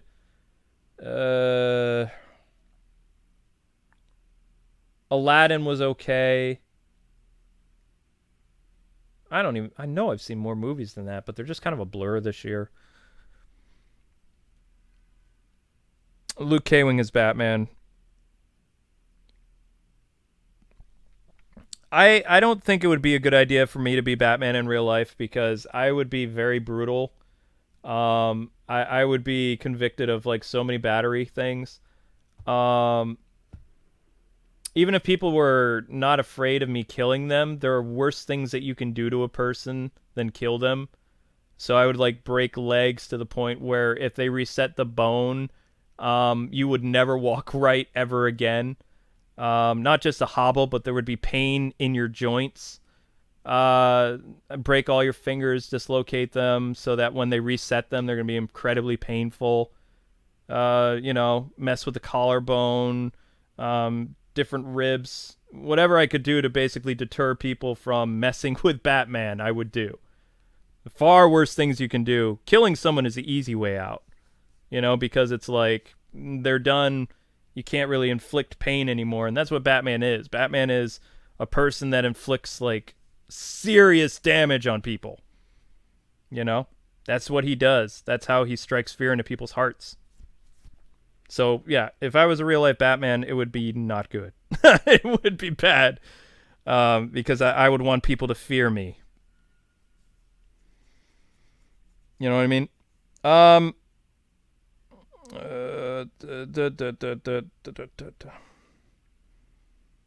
I'm more like Jason. Yeah. Well, Jason kills people though. Jason, he doesn't brutalize people. Batman brutalizes people. Like he cripples people. They haven't really shown it anymore, but he used to like drop people off roofs to the point like if they hit a certain way, they would end up being paralyzed. It all depends how angry you made Batman. There was a comic in the 90s where he did that. What is my ideal Batman movie? Probably The Long Halloween or an adaptation of Mask of the Phantasm. If I could direct a Batman movie, how I would do it is it wouldn't be to introduce who Batman was. It would be to introduce Robin. If I had all the money in the world and I had the perfect cast, I would do a movie on Robin's reckoning. That is the movie that I would make. And I would have it not take place with Robin. Like, Nightwing would be in my movie, but there would be a couple actors that played young Dick Grayson. My casting of Nightwing would be Yoshi from Power Rangers. He would be my Dick Grayson. My Batman would be Affleck to tell this story. And Jeremy Irons as Alfred would be mine. The guy who played Commissioner Gordon, so Jonah Jameson, I would bring him back because he's really good, and we didn't get to really see a lot with him. My story would revolve around no supervillains. It would be the tragic story of Dick Grayson. It'd be a 3-hour movie, and it would have 3 actors play the role of Dick Grayson. Child actor, like a 10-year-old, Robin, a teenage Robin, and a older Nightwing. So like a Yoshi-age Nightwing would be Nightwing. And it would revolve around, Batman and Nightwing being kind of estranged from each other and kind of remembering how they started. And, Batman being very careful with Dick Grayson because of not wanting to lose him the same way he lost his family. Thinking that Tony Zuko would be this big bad that would be able to kill Nightwing. And maybe Nightwing has just lost a loved one or a girlfriend or something in my movie, and that's why he's kind of hot-headed the way Robin was in the animated series, Robin's Reckoning. You would have to do something to make Robin unhinged a little bit. Nightwing. To show, like, he's not... There could be there would be stakes in my movie. Like, you watching the movie, because these are flesh and blood characters, you don't know if either one of them could die. Like, Batman would get seriously hurt in my movie, like in Robin's Reckoning, like where he almost gets killed, and, Nightwing has to save him. Nightwing would get hurt. Alfred would get hurt in my movie. There'd be a lot of stakes. I would want the audience to be, the first time through watching my movie, to be, like, unsure of what's going to happen. They would not be able to predict what's going on. Like, I would throw so many twists that it would be like a roller coaster ride. You wouldn't know. It'd be a good story. It'd have a good ending. It would make Batman fans happy. It would make me happy. And I would love writing it, but it's never going to happen. But that's what I would do. I would do that as a Nightwing movie with Batman in it, based on Robin's Reckoning. That would be mine. Any other questions, guys? Because we're running kind of running a little bit late, and I need to save my voice for Ace Attorney. Also, Batman's literally just been standing here for 300 people for probably about 10 minutes. Here, I'll do some spinny cam. Spinny cam. Spinny cam. Spinny cam. Yes, the BTS Batmobile is supposed to be similar to Keaton's. They did that on purpose. That's supposed to be a thing. They wanted to make it as similar to Keaton's Batmobile as possible. It wasn't Tim Burton and company that wanted that. That was Warner Brothers. They wanted that. That's also why Catwoman appears, and Batman is kind of like a very dark character, like in that show. They gave him a dark sounding voice. They have him stick to the shadows more. He doesn't talk a lot like Keaton. All that was done on purpose. And then Kevin Conroy, when he was acting as Batman, he even took it farther, and he gave Batman less things to do, because originally in the animated series, it was written that Batman was going to have monologues. Like, you know how Batman's like walking around in the animated series, he's doing stuff. Originally what they were going to do, Dini and Bruce Timm, they wanted to add monologues for, like, instead of having the music and the setting of the show tell you what's going on, Batman was going to narrate like an old comic book. And Kevin didn't want to do that, and, they all decided against it eventually. It never happened. Instead, they used the atmosphere, the show, the music, everything except narration to tell the stories of the animated series. The reason why the animated series is one of probably the best superhero show animated ever put together is because every aspect of that show is a character. The environment's a character. The music is a character to the story. The characters are living, breathing people in a way.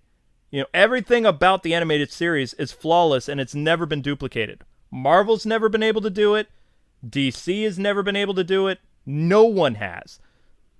And no one ever will, because you can't make lightning strike again. It was amazing it worked out the way it did. And a lot of people have this stipulation when they create superhero stuff because they know that they can't pass the bar. Spectacular Spider-Man came close, but it didn't pass the bar. So I think it was kind of interesting when I heard that, Batman was going to monologue and stuff like that, because, I mean, he did it in the comics that those guys grew up with, It's not like it would have been out of character, because that's what he did in the 70s and 60s, the Bronze Age Batman comics. Batman, when he was on a case, he would talk to himself. I'm going to do this, I'm going to do that.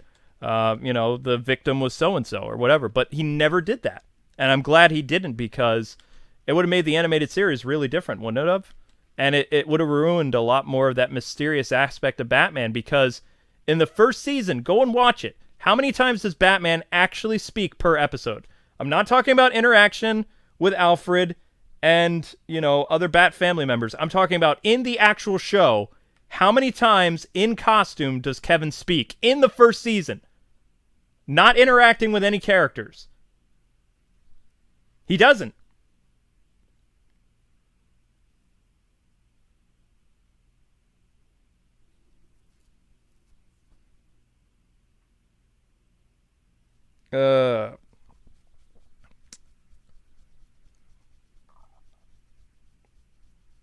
I don't know. I'm not going to give that show a shot. Probably not. I'm not even going to report on it. See, the thing that people don't understand, this is the last time I'm going to really talk about this, just because I want to get this off my chest. Outrage culture bothers me because if outrage culture existed, like back when early YouTube was around, then Batwoman would be a mainstream character today. Like, if people just ignore the show and they don't, bombard it, or they don't talk about it, they don't review it, it will die. It will die painfully, because Batwoman's source material is the worst stuff in comics. It will snuff itself. But if you keep bringing attention to it with the trailers and, reviewing the episodes, even if you hate it, you're giving them exactly what they want. Warner Brothers and CW knows the show sucks. They are banking on outrage to make the show successful. So I am not going to contribute to that. I am not going to watch it. I'm never going to review it. If I would have made a stink about Batwoman back when I was one of the most popular Batman channels on YouTube, I kid you not, she would have become a more popular character now because of the clout. I kid you not. But because everybody ignored her for 15 years, she stayed where she belongs, as a side character. That's a fact. So if outrage culture existed and the drama channels that are around today were as big as they are now back then, there would have been a lot more problems than there are now, today, if the time travel existed or whatever. So I'm not going to talk about her. She doesn't exist. I talked about her in the Batman Bad Blood movie. She made the movie bad. I mentioned how she's Rodimus. She essentially is in that movie. That's all I'm going to say about her. Am I going to poke fun of her in a Lego movie that's coming out this year? No. Don't really need to. It's a Bat Family movie. She's in it. So what? If she was in a video game, would I talk about her a lot? No. Not really. I'm not going to bring attention to her. I bring attention to good characters, but I'm not going to talk about bad ones. There's no reason for it. Yes, she killed Batman in the movie, exactly. But I was really smart about it. If I wanted to make money, if I was so desperate to make money, I'm telling you guys this right now. Yes, I will review every episode of Batwoman, and then I will cry off camera because I'm contributing to her popularity. I am not going to let Warner Brothers or anybody or the Nelson ratings bank off my outrage, I'm just going to ignore the character and hope she gets canceled because people are smart and realize the show is stupid. I hope that Titans Season 2 is more successful and that Warner Brothers makes an actual Batman show. If the Batwoman show is moderately successful or the ratings take a dive, I guarantee you that Bruce Wayne is going to be introduced if the show is bombing. If the show is bombing, then he's going to be introduced so fast to save the show. Or we might get a Birds of Prey thing where it gets canceled after 12 episodes. You never know. But I've contacted outrage channels. I said, do not report on this the way you have Captain Marvel. Do not do it. Don't. That movie should have failed. It's your fault it succeeded. You guys banked off of that, and the big corporations banked off you. It was stupid. One video would have been enough. Maybe. One video. But no. You gave more PR to that than they did. And they can't see this. They can't. I don't see how people can't see this. It's marketing 101. And Disney is smart. Disney is not a company you want to go up against. They will use you, even if you think you're beating them, they're going to use you and be successful. It's a fact. But enough on that character. You guys have any other questions? I know I'm behind on my Titans video. I'm sorry. I got really busy with some stuff. Amber's fine. She's in culinary school, if you guys didn't know that. She doesn't think YouTube's going to last very long. I don't either anymore. After PewDiePie got dethroned, has any other YouTuber talked about this yet at all? Am I the first? Why not? I'll tell you guys. Doesn't matter anymore. When PewDiePie got dethroned, gaming took a hit big time. Before PewDiePie lost his #1 spot because he was a gaming channel, I had a $10 CPM. In June, the week of E3, I had a $4 CPM. I had a January CPM in June for the first time in 10 years. So gaming is in a rapid, nosedive on YouTube right now. The companies or the channels that are succeeding right now are outrage channels. People talking about Vic Mignogna, Kick Vic. If they don't get demonetized, they're making a lot of money. Music channels are on the rise. Vlog channels are meh. They're doing okay. But gaming is in a rapid nosedive. CPM, it's basically how much you make per video. It's called cost per thousand. I don't know why they call it CPM. I always thought it was called cost per minute or something, but you only get paid on YouTube cost per thousand. And so, let's see. I had a CPM of last year around this time it was $10 to $15. Right now it's $4. And that's because PewDiePie is no longer the #1 gaming channel, which gaming got a nice boost from whenever PewDiePie was #1 to when he was dethroned. It was like overnight. I went from $10 to $4, like that. I can't even snap my fingers, but that's how it works. I didn't know him personally, but it's horrible what happened to that individual. Yeah, I had friends who knew him. And they're all in shock.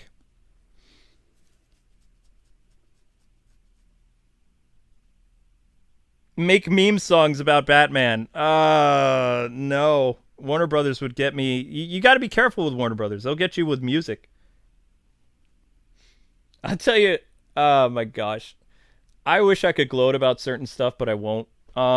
There are a lot of channels that I don't like that are struggling with demonetization for looking at certain games right now, and I'm just thinking karma, because they've banked their whole channels around one game right now, and it's getting demonetized left and right. So I've been enjoying that a little bit, seeing them complain on Twitter and stuff every day. When did PewDiePie get dethroned? What was it? 2 months ago? Yeah, I've talked to several YouTubers. A lot of them have low CPMs that are in the gaming right now. They don't even know why it dropped. And I told them, and they're like, "That's not a thing." It's like, yes, it is. You're talking to the guy that was YouTube certified. I almost ran my own network. I know all about the inner workings of this, place. I was going to bank on basically taking 10% of everybody's channel and retire by, that was my plan, retire by 35. If I started that network earlier, back in 2011 or whatever, when I wanted to, I probably would still have that network now or sold it. I don't know. But yeah, basically, because PewDiePie was #1 and he was, quote, listed as a gaming channel, that means all gaming channels, they did well in the algorithms, with advertisers, both regular ads, premiere ads, what do they call it? Not incentives, brand deals. Brand deals were more with, when gaming was top. Gaming is doing bad. Everybody in gaming is like screwed up right now. And they won't admit it either because they don't know what's going on. They're not as smart as me. Ugh. How do I feel about release the Snyder Cut movie? It'll never happen.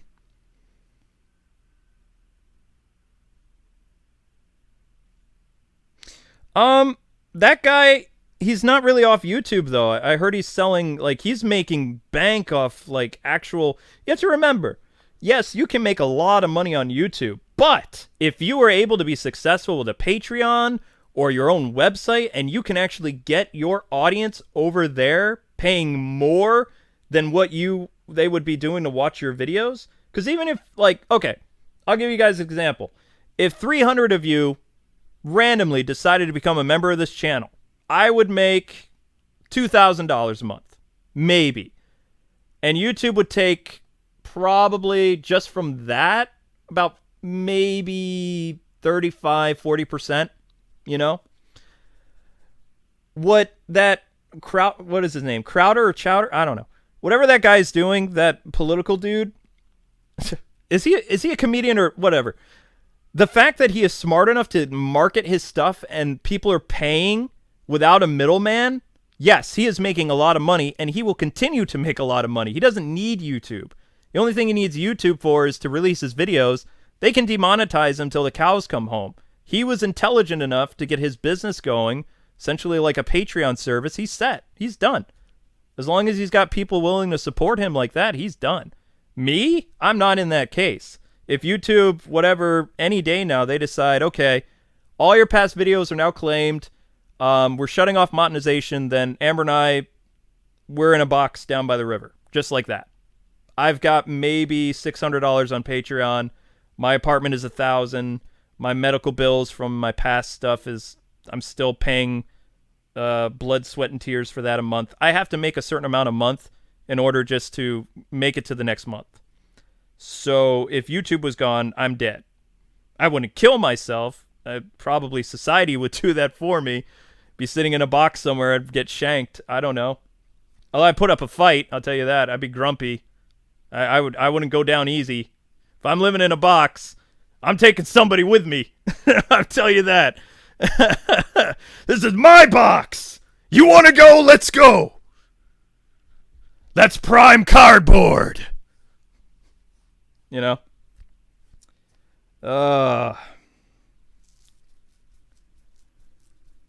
Oh, boy. Man, I wish you guys protest. Protest what? I'm sure a fan would let you move in. Oh, my gosh. No. No. That's very sweet. No. What would I do? I don't know. I don't know if I've ever talked about this.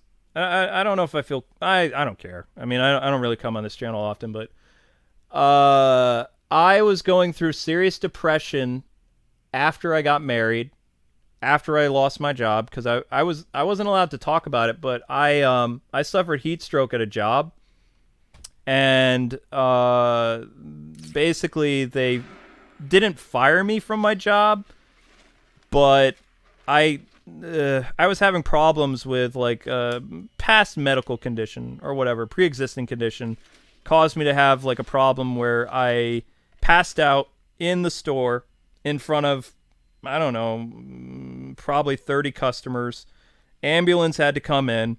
This was at a Sears in Boston. And they paid for my medical expenses, some of them. And they wouldn't allow me to come back to work. I came back to work once. I signed some papers saying I wasn't going to sue them. The next day I got fired. I was with the company for 2 years. I got nothing. I was unemployed. I was really depressed. My second job at that time, because we had 3 jobs. Amber and I worked a lot back then in 2006 because I was 22, she was 21, and I was working as a teacher's aide. It was my last job, my last tether to reality.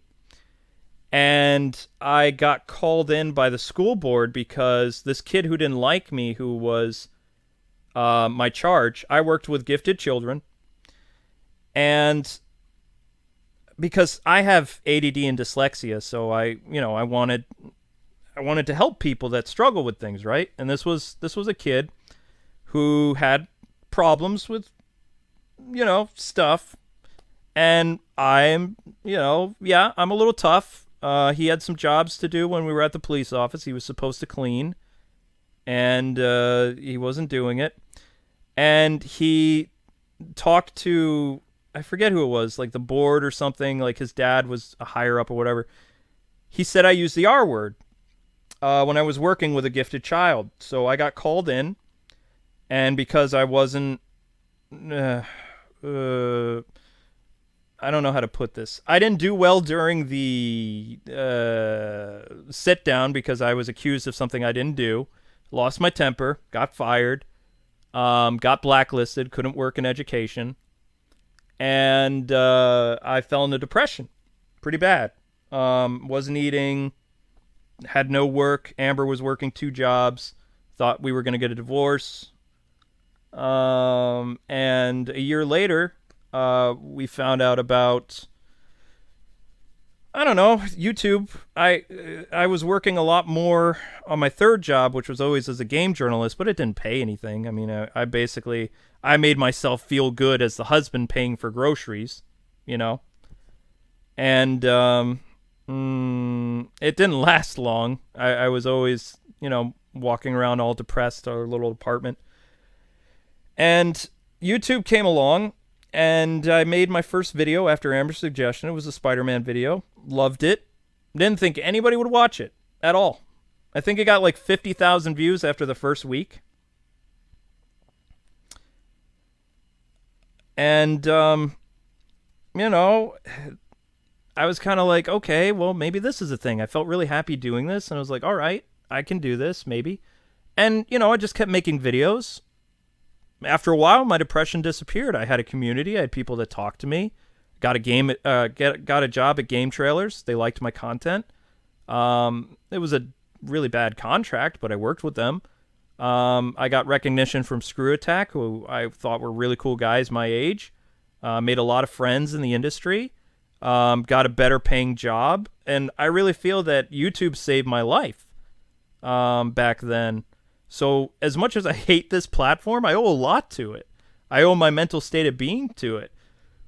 If it just shuts off one day, and we're in the current financial struggle we're in right now, we're dead. If Amber doesn't finish her culinary school before then, we're toast. I'm going to go to jail for being in debt. Probably. Even if they seize all my stuff, like I've amassed so much medical debt. I can't pay it.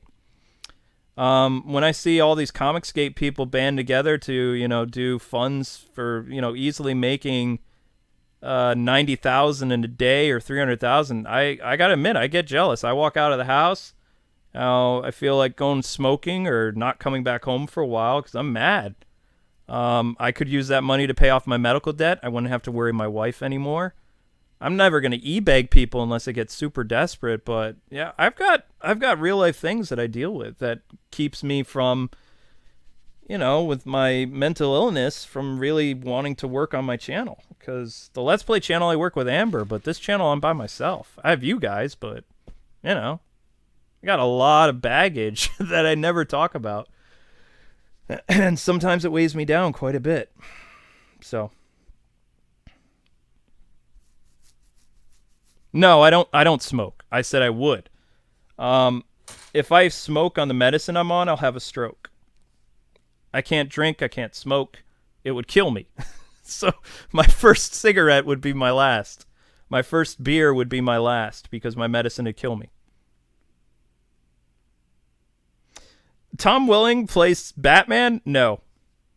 No, no, no, no, no. No. No. No. No. I don't agree to that.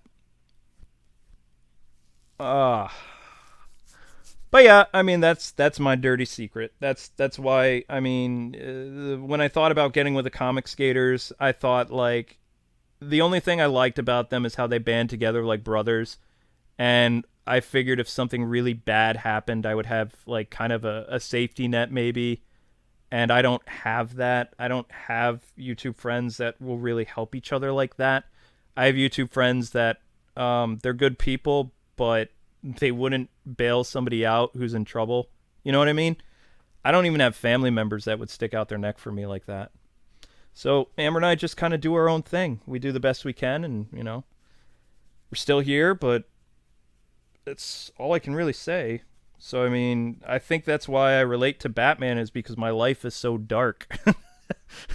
I I relate to this character because life isn't fair.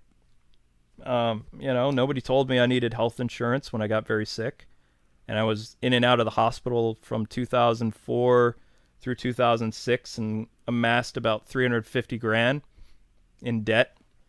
I didn't even go to school to earn that amount of debt, and hospitals aren't nice to people that are in debt. They're not. So they keep raising stuff all the time. It's getting harder and harder to pay stuff. So when you hear stuff about the government saying they want to help people, it's not true. They want to throw me in jail, honestly. Probably. But anyway, that's enough on that. It's hard for me to talk about because I get upset.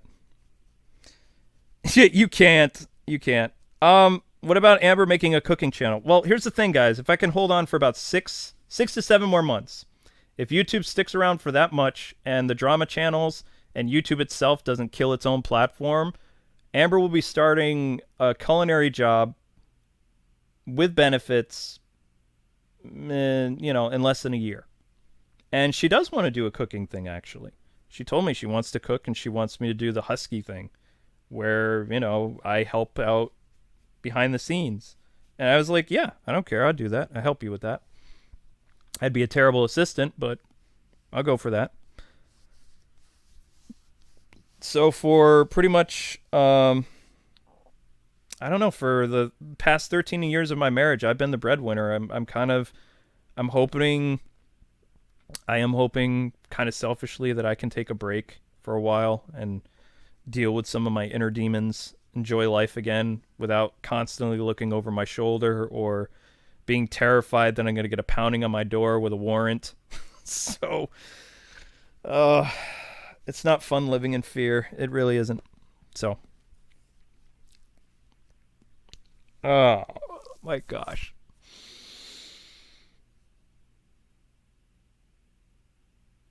No one messes with Batman's box. Yeah, but no, if you hear about a bearded man in his late 30s who died defending his box years from now, you'll know it was me.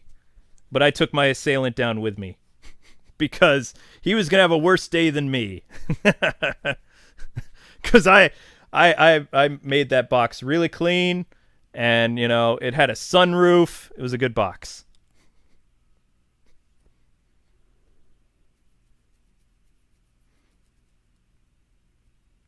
Yeah, losing the baby was tough. Yeah, it's been the last 2 years has just been terrible.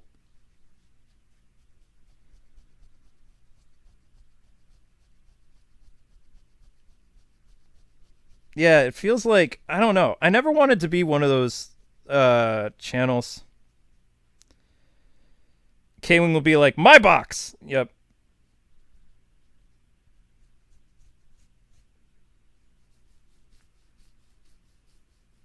Oh, I know you guys won't stop watching my videos, but what if they all get erased? You can't start archiving.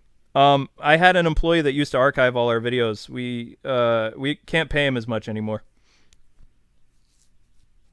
Police Academy is the way to go after YouTube dies. I'm not able to join law enforcement or the military for a pre-existing condition. I can't do certain jobs. And because the state of Massachusetts labeled me as disabled, legally I'm not allowed to work outside my house unless I can prove I'm able to work outside my house in the court of law. So in order to prove that I could work, which I can't anyway, it would cost a lot of money to go to court. And if I do get a job, I could go to jail. There's a lot of things. It's a mess. It's really bad. But there are other things that I can do besides YouTube. Like I could do graphic design jobs. There's a lot of stuff I could do from home. Do I know more about Batman than Nightwing? No, probably not. Well, actually, that's a good question. I know more about the Chuck Dixon version of Nightwing and the guys who came after. And also, Chuck Dixon wrote Batman, too. He was the guy who created Bane. So, Chuck Dixon is one of my favorite Batman writers, next to Paul Dini, Neil Adams. The guy who worked with Jim Lee, because Jim Lee's the artist. There are a lot of really good Batman stories. Tom King is not in that group, though. I will tell you that. Amber should go on Master Chef or Hell's Kitchen. No, I don't think she'd be able to handle the pressure. Amber doesn't handle pressure well. So. I did like Telltale Batman to some extent. What is your favorite thing to do in all the Arkham games? Punch thugs in the face. One of my favorite things to do in the Arkham games is electricity and then punch. I just think it's shocking. I also like to drive around in the Batmobile. I think that's fun. My favorite Batmobile to drive in is this Batmobile, because this is my childhood Batmobile. I really wanted the animated series Batmobile, but we didn't get it. That would have been awesome. Boom. But anyway, we went way off topic. This was supposed to be a celebration of 30 years of Batman, and it just turned into woe is me. My life as a YouTuber sucks. Pity me. So I didn't want that to happen at all, because I don't know. I don't like getting too personal. Sorry. I'm one of those guys that likes to kind of keep my life private a little bit, but if you catch me at a certain time, you can get the truth serum to work a little bit, because I don't have any mental blocks up. So.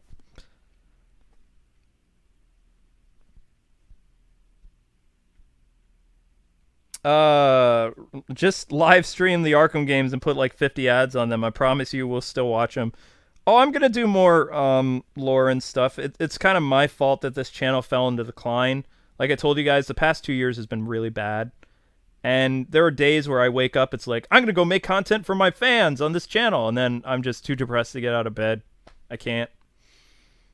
Ever since we moved to this apartment, I know I have neglected a lot of you guys, so it's kind of my fault this channel stopped growing. And I'm trying to get to that point where it's like, oh, I'm going to be able to do this. I'm going to be able to do that. And it's just like, the only thing I can see doing consistently would just be streaming Batman games like all the time. But the only problem with that is, I honestly can tell you this, I have no idea what I'm going to say. The problem with live streams with me and all my faults, you never know what I'm going to say. Ever. I don't even know what I'm going to say. See, most people who don't have my ailments, they think before they speak. I speak without the thinking. The thinking comes later. That's why a lot of Arkham channels, ex-Arkham channels, would always get beef with me, because they took an insult that wasn't meant as an insult because they were too stupid to figure it out. They leapt without thinking themselves and created all kinds of drama that was never necessary. And they still probably would. So I don't associate with those people. The only guy I'm tight with is still Arkham Videos, and he's fine with all his other channels. So, I mean, he's got multiple channels. He opened multiple channels like I did, covering other games. And, we talk about Batman once in a while, but mostly just kind of like rolling our eyes whenever we see people hyping up the next Batman game when we know it's not coming out for years. Just kind of like, are we going to fall in that trap? It's like, no. So we keep each other kind of humble in that respect. But I wouldn't say we're close friends. We have a respect for each other's work. Although I would like to be the dude's friend, if I'm being honest. Seems like a pretty chill guy. We get along. We're around the same age, so. Actually, he might be older than me. What if you do nods? I don't know what nods means. Oh, Wii U was such a fun time. Maybe try making a podcast where you can discuss Batman with your fans, perhaps on Twitch, since YouTube... Well, YouTube doesn't suck. I mean, this live stream, I'm going to let you know, this is probably going to get 10,000 views, maybe. Maybe. I don't know. I mean, it's a stream about nothing. I'm playing a game that came out 4 years ago. I love talking to you guys. I love answering all kinds of Batman stuff. The problem is, I don't have the kind of equipment that every other YouTuber does. I'm using stuff that I haven't been able to upgrade my equipment since our last big paycheck in 2015. So, I mean, I have stuff that is so old that, I can't upgrade it. So, I mean, if you like this kind of stuff where there's a cool background and Batman's just standing around, sure, I'll talk about whatever you want. Batman, I don't care. I read the comics. I stay in contact with DC, Warner Brothers, Warner Animation. I know tons of crap. I just don't have the fancy effects to keep people interested. When I was almost a YouTube network manager, the thing that they told me the most when I went through the YouTube certification program is it's important not to have bland, boring backgrounds because people lose interest. You can have cool audio equipment, you can have whatever, but if there's nothing happening, and people are going to click off your video, if there's no text, there's no anything. And, I would get... Because I struggle with depression, I do. So I would just not do it. If I can't do it well, this is the problem with being a perfectionist. If you can't do something well, you don't do it. You think about doing it, you plan on doing it, and then you talk yourself out of doing it, and then the rain starts falling outside, and already 2 months have gone by, and you didn't do it. So if people just want a Batman cast where your backdrop is literally this, lightning and rain pouring out, and Batman standing there looking all cool, then yeah, I'll do a podcast. I'll do it a couple times a week. As long as it's not a huge investment for me and something that I won't, create my own mental stipulation, then yeah. I don't mind talking about stuff. I stay up to date with all this crap so you guys don't have to.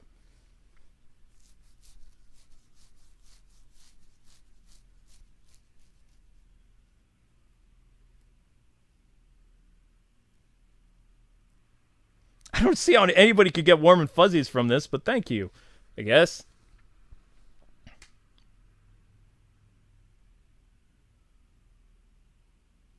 All right, well, let's. Oh, please not Rick Grayson. No, no. I can't believe I'm still reading those books.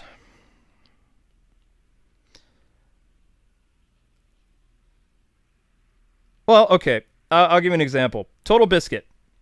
Total Biscuit told me that in order for me to get out of my shell, I need to do. I shouldn't worry about. How did he put it? I can be the best without being the best. Whatever he meant by that. He honestly felt that I was one of the best game reviewers he ever heard. He liked my style. He liked what I did. And I think when I got that kind of compliment from him, either my ego got bigger or the own, fear inside my mind began to grow, because I've never really been able to make a review again without hearing his voice in my head. So I don't know. And I don't talk about really friends that aren't here anymore because then I just sit here with dead air, and I hate dead air. But there's a lot of reasons why I just can't do reviews the way I used to anymore. Time is one reason, and also doubt, more time. You wouldn't believe how much time goes by. You really wouldn't. I'll give you an example. how long do you guys think it takes to do the Let's Play channel a day? What's your estimate? How long do you think it takes Amber and I to record videos and get everything up? What's your thinking with that? I'm curious. What do you guys think? I'll give you a little behind the scenes. It's pretty close. Yep, 6 hours. 6 hours to do, because here's what happens. Like I said, we can't upgrade our equipment. So we're using an Elgato 60S from 4 or 5 years ago. Elgato, when you record in 1080p, after you do, let's say we record a 50-minute episode of Phoenix Wright, right? Objection, back and forth. Doing the voice of the judge, all this other stuff, right? Doing all this. So, what you have to factor in, if you're listening to the judge here, you factor in the fact that it takes about 4 hours, technically, to sit on the couch and record the videos. Plus, you have to add an additional probably about 15 to 25 minutes for the video to render. Then you have to figure out how long it's going to take the audio to render. So that adds time. So we'll start working at noon, roughly, and then we get done working around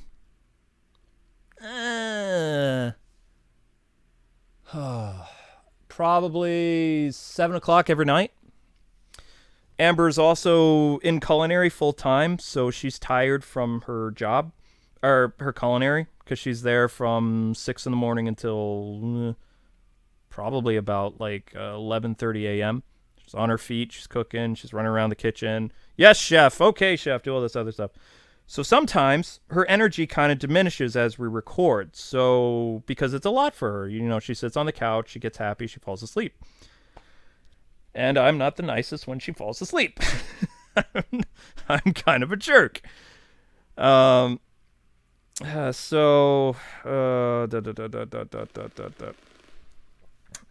in all that, because it takes Elgato so long. The laptop we use to video capture is from 2014, so it doesn't have a lot of memory in it. The other laptop that we had got struck by lightning 2 years ago. That's also why content slowed down. Because what would happen is, while we were in between waiting for something, right? While we're waiting for Elgato to finish up recording an Ace Attorney episode that's 50 minutes long, or a Sword Art Online episode, or whatever else we did, I don't know. Whatever game takes a long time for Elgato to work. Then what we do is, back when we had the laptop that didn't get struck by lightning, Amber would go, I don't know, she'd go upstairs, play her piano, she'd do something fun for a little bit, and I would basically be like, you know what? I'm going to do a Batman news, because I've got about 50 minutes to kill, so I'll write the script for Batman. I'll sit here, hey, what's happening, guys and gals? Welcome back to another Bat News. Today we're talking about Affleck, and how much he's never going to make his own movie. So then I would just spew something for like 10, 15 minutes, audio's done, boom. Then I go over to the other computer. It's like, okay, I still got some time. That Elgato's doing something. I go over to the PS4. I unhook the Elgato from my computer, plug it into the other laptop, and then I would record like 10 minutes of footage of Arkham, whatever Arkham game I felt like. That would be done. And then by the time she got done and the video was done processing, I had my Batman video ready for tomorrow or whatever, you know? And I can't do that anymore because my computers upstairs are out of date. They're from 2010. They're old. They can't handle the newest Elgato. They can't handle anything. I can't afford to upgrade them. My server's just a server. So we have one laptop. If this laptop dies, our YouTube career's done. And I'm not allowed to replace it because of my debt. Like, the government said, no, I can't upgrade my equipment. Which they can do that, apparently. They can also garnish your wages. So, you gotta laugh at life sometimes. Oh. But, yeah, so more or less, this is how your Bat News works, guys. When I have some free time, which is usually 3 a.m., I search the internet.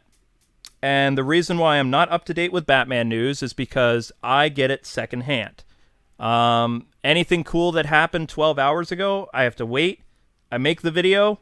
I spend a little bit more time on the video than I want to. And then when 6 in the morning rolls around, I'm done with the Batman video, and I upload it, and I go to bed. The times that I'm able to do that, that was a successful day for me. The times that I'm not able to do that, well, you didn't get a video, did you? So that's what it's like. Amber and I work from noon to 7 every day. And I'm editing the Let's Play channel videos from... I try to be at least a day ahead.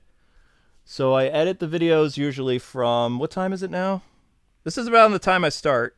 So 12:40, because we spend some time together. We watch a movie or whatever. And I do some pre-rendering. And then, thank you so much for the super chat. That's very kind. And then by the time 4 a.m. rolls around, all the videos are done, being put together with the audio and all the other stuff. And I just upload them.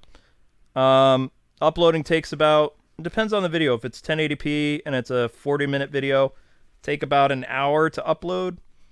So the normal time I get to bed a day is probably 7 in the morning. So I get up around noon every day, repeat, do it again, repeat, do it again, holidays, you name it. So the reason why I don't do vlogs and stuff anymore, I have no time. I had more time back when we were in our pinnacle. I'm just basically... It feels like both channels are in life support, and I'm just kind of running around in circles until who knows what happens. So, if it's possible, I do the uploaded schedule thing. I'm always a day ahead. On the Let's Play channel. The videos that I'm working on now are for a different day. Like, the videos that we recorded today, they're for... what's today now? I don't remember. I lose track of days. It's Wednesday now, right? Okay, so the videos we worked on are for Thursday, today. And the videos that we're going to be recording tomorrow are for Friday, Saturday. And it just keeps going. That way, if one of us gets sick, there's still content for people. Because if you don't release content every day, then your channel's dead. Hence why this channel is kind of... But, if you're cool with a podcast like this, go for it. I would love to do that. I could just sit here, talk with my peeps, tell you what's going on in the world of DC. I don't have to worry about tracking down images. I don't have to worry about Warner Brothers coming after me for using clips of Joker movies or clips of whatever, still images. And this is actually a cool scene for me to look at because it's very atmospheric for Batman. Like, if I could just somehow key out Batman and just have Gotham City like that, with all the stuff happening in the background, that's a cool backdrop for me, That's pretty cool.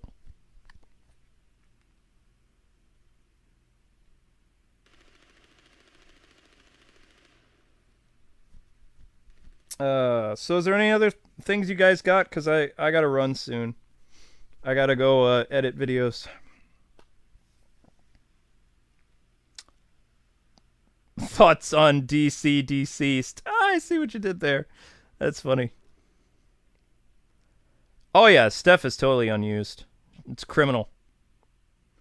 So, Mortal Kombat Shaolin Monks? Maybe someday. That'd be fun.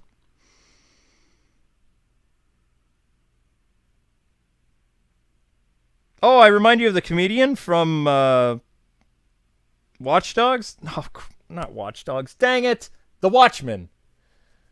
We're the Watchmen. Da, da, da, da, da, da, da, da, da, da, da. That was a great parody. Keep grinding. Shadows died twice. No, she's still alive. For now. Do I know what happened to Anarchy after Origins? We could dedicate a video to that. Just give me some time to write it. I can tell you what happened to him. If the comics still count. I know what happened to Anarchy, but it's quite a bit to talk about. Nope. Rocksteady has not told me what their project is, but they joke around that if it's Batman related, I would be flown to E3. Like, me and Arkham Videos would be, flown to E3. Then you would know, hey guys, I'm in E3. Then you can start freaking out. Oh my gosh, Kwing's at E3 when he can't afford to go anymore. What's going on? Guess what? I can't tell you, but wink, wink. What a Batman game? What? It's the last time they flew me down was for Arkham Origins and Arkham Knight. And since I haven't been down to E3 to promote Batman, well, guess what that means? No Batman game. That's how I put it to my PR guy. That's how he puts it to me, too. He's like, I don't know why you make Batman videos when there's no Batman game. It's like, I like Batman. I relate to him so much. There's so much content. I can do my entire career on Batman. I could talk about 30 minutes Batman merchandise. And people would watch. Batman the flamethrower. Batman the t-shirt. Batman the nail file.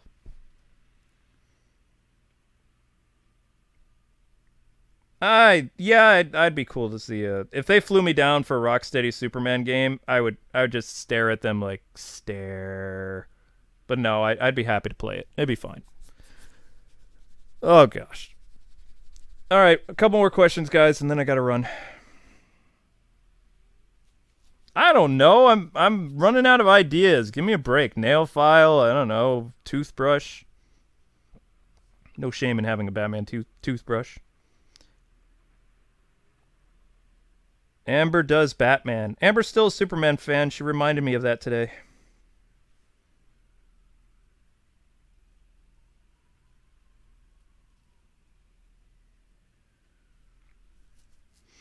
Billionaire dead parents. So relatable. uh, I can actually do the DLC if I want to. I haven't felt like covering Mortal Kombat because it doesn't look as good as the Switch. The Switch doesn't get hit. Just so people won't play it because they don't, The Switch videos don't get hit. But the game is not as graphically pleasing as the other systems. But I made a conscious decision after talking with WB that probably Mortal Kombat 11 wouldn't be hit by the Switch, and it wasn't. But I didn't really feel like doing a lot of content with it. I would have loved to. That would have been awesome, but I didn't have enough time. And Amber wanted to get in on that, and it's like, let's see. We record this much a day, and there's no time. Because then you'll not be able to do your homework, or you won't get enough sleep. I can live on 5 hours sleep a day. She can't. I can do it. I've been doing it for 3 years. Maybe longer. I lost count. I can't do Shao Kahn. Or, your soul is mine. There we go. Woo!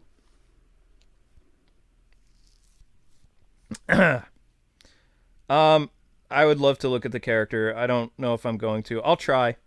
By the end of the month, I'll try to.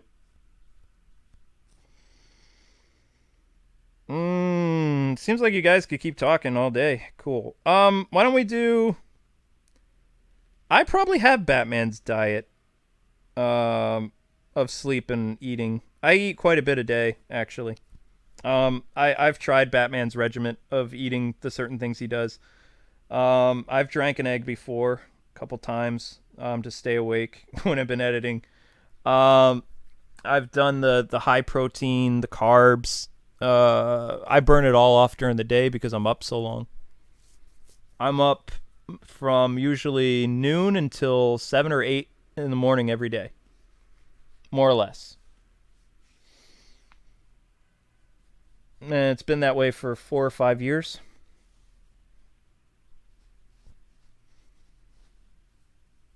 The hot dog thumbnail. I never came up with that. Peanut butter rice cakes. Delish. We're gonna play Avengers on this channel just to rub salt in Batman's wounds. Just to make Arkham feel jealous on this channel. We're gonna play Avengers. Oh gosh. Favorite cereal? Life cereal, Reese's peanut butter puffs, corn puffs. I don't know what else. You did play Marvel Spider-Man. Yep, I did that on purpose. Bruce Wayne's You want to know Bruce Wayne's race? You want to know what his like what type of family history he is? Like if he's Scottish or Irish or Italian or Romanian. He's not Romanian. Nightwing is. Nightwing is a family of gypsies. The Flying Graysons were based on gypsies. Carnies. Most carnies are Romanian. So Nightwing is Romanian. I can look into it, but you got to remember there's so many different interpretations of Batman. That might be a fun character study to do. No, I mean, I'm a white guy, but I'm not white. I am Portuguese and Irish. I'm a hybrid. As I get older, my skin gets darker, like I'm Portuguese, and I don't I don't have a lot of the Irish attributes of my other Irish relatives that are more Irish than I am. My Portuguese is starting to come out in my older age, just like it did for my uncle. And no, I don't speak it very well. My grandmother yelled at me a lot in Portuguese growing up, so maybe I know some things, but probably things I shouldn't say on the air. Wink. Oh, gosh.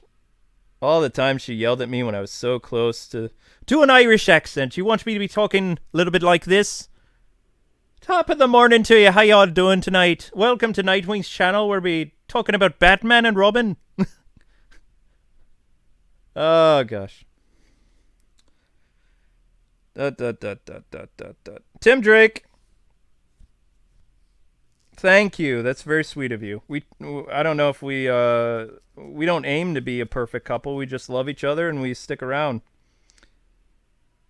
Oh, but you guys are going to keep me all night. All right, I'm going to make the executive decision. I'm going to go. So, why don't you guys give me a topic for let's meet again Thursday. No. No, I can't Thursday. Let's try for Friday. Let's if you see a live stream starting up, let's do the let's try the first live podcast, and I can get questions from you guys. We'll just have Arkham on in the background. Maybe I'll walk around, maybe I won't. Yeah, this Friday night. I turned in. You think I sound like him? Oh, that's a compliment. Thank you. I've been told my Irish accent is horrible. They're like, you be Irish. It's like, no. Are you sure about that, lad? It's like, no, I'm from New York. It's yeah. How you doing? I'm actually from New York. That's a funny thing. I don't have an accent though. I was born in the outskirts of New York City. I lived there for, oh my goodness. Moved there until probably 1988. So 83 through 88, I lived in outskirts of New York City. Then I lived in Michigan. Then I lived in Chicago. Then I lived in Rockford. And then I lived in Plymouth. Then I lived in Boston. Then I moved back to New York. And then I moved to Boston again. And then I went all the way to Pennsylvania, where I am now. But yeah, so let's shoot for basically Friday. We'll try it. Wake up Amber. She doesn't like my impressions too much. She's grown.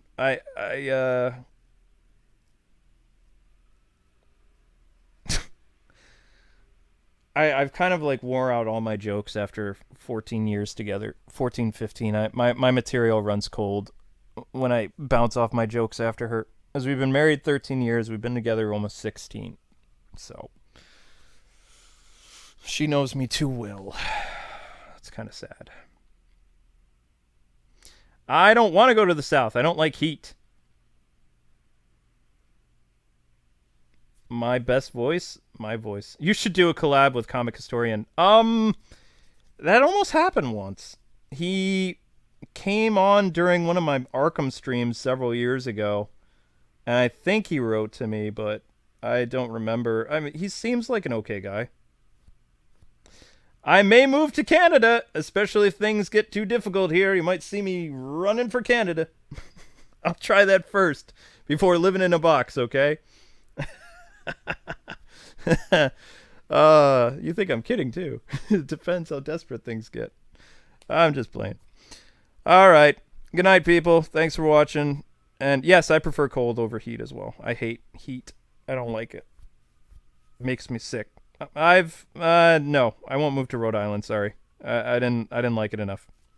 Night, guys. Let's shoot for the podcast thing. Why don't you leave some topics, with some of my mods, and we'll you look for the symbol of the next live stream. That's what I would suggest.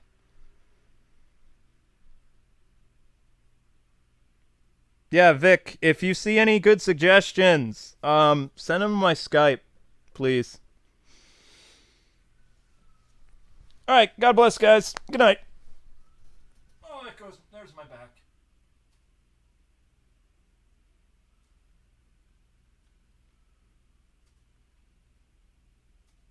Yep, that was definitely my back.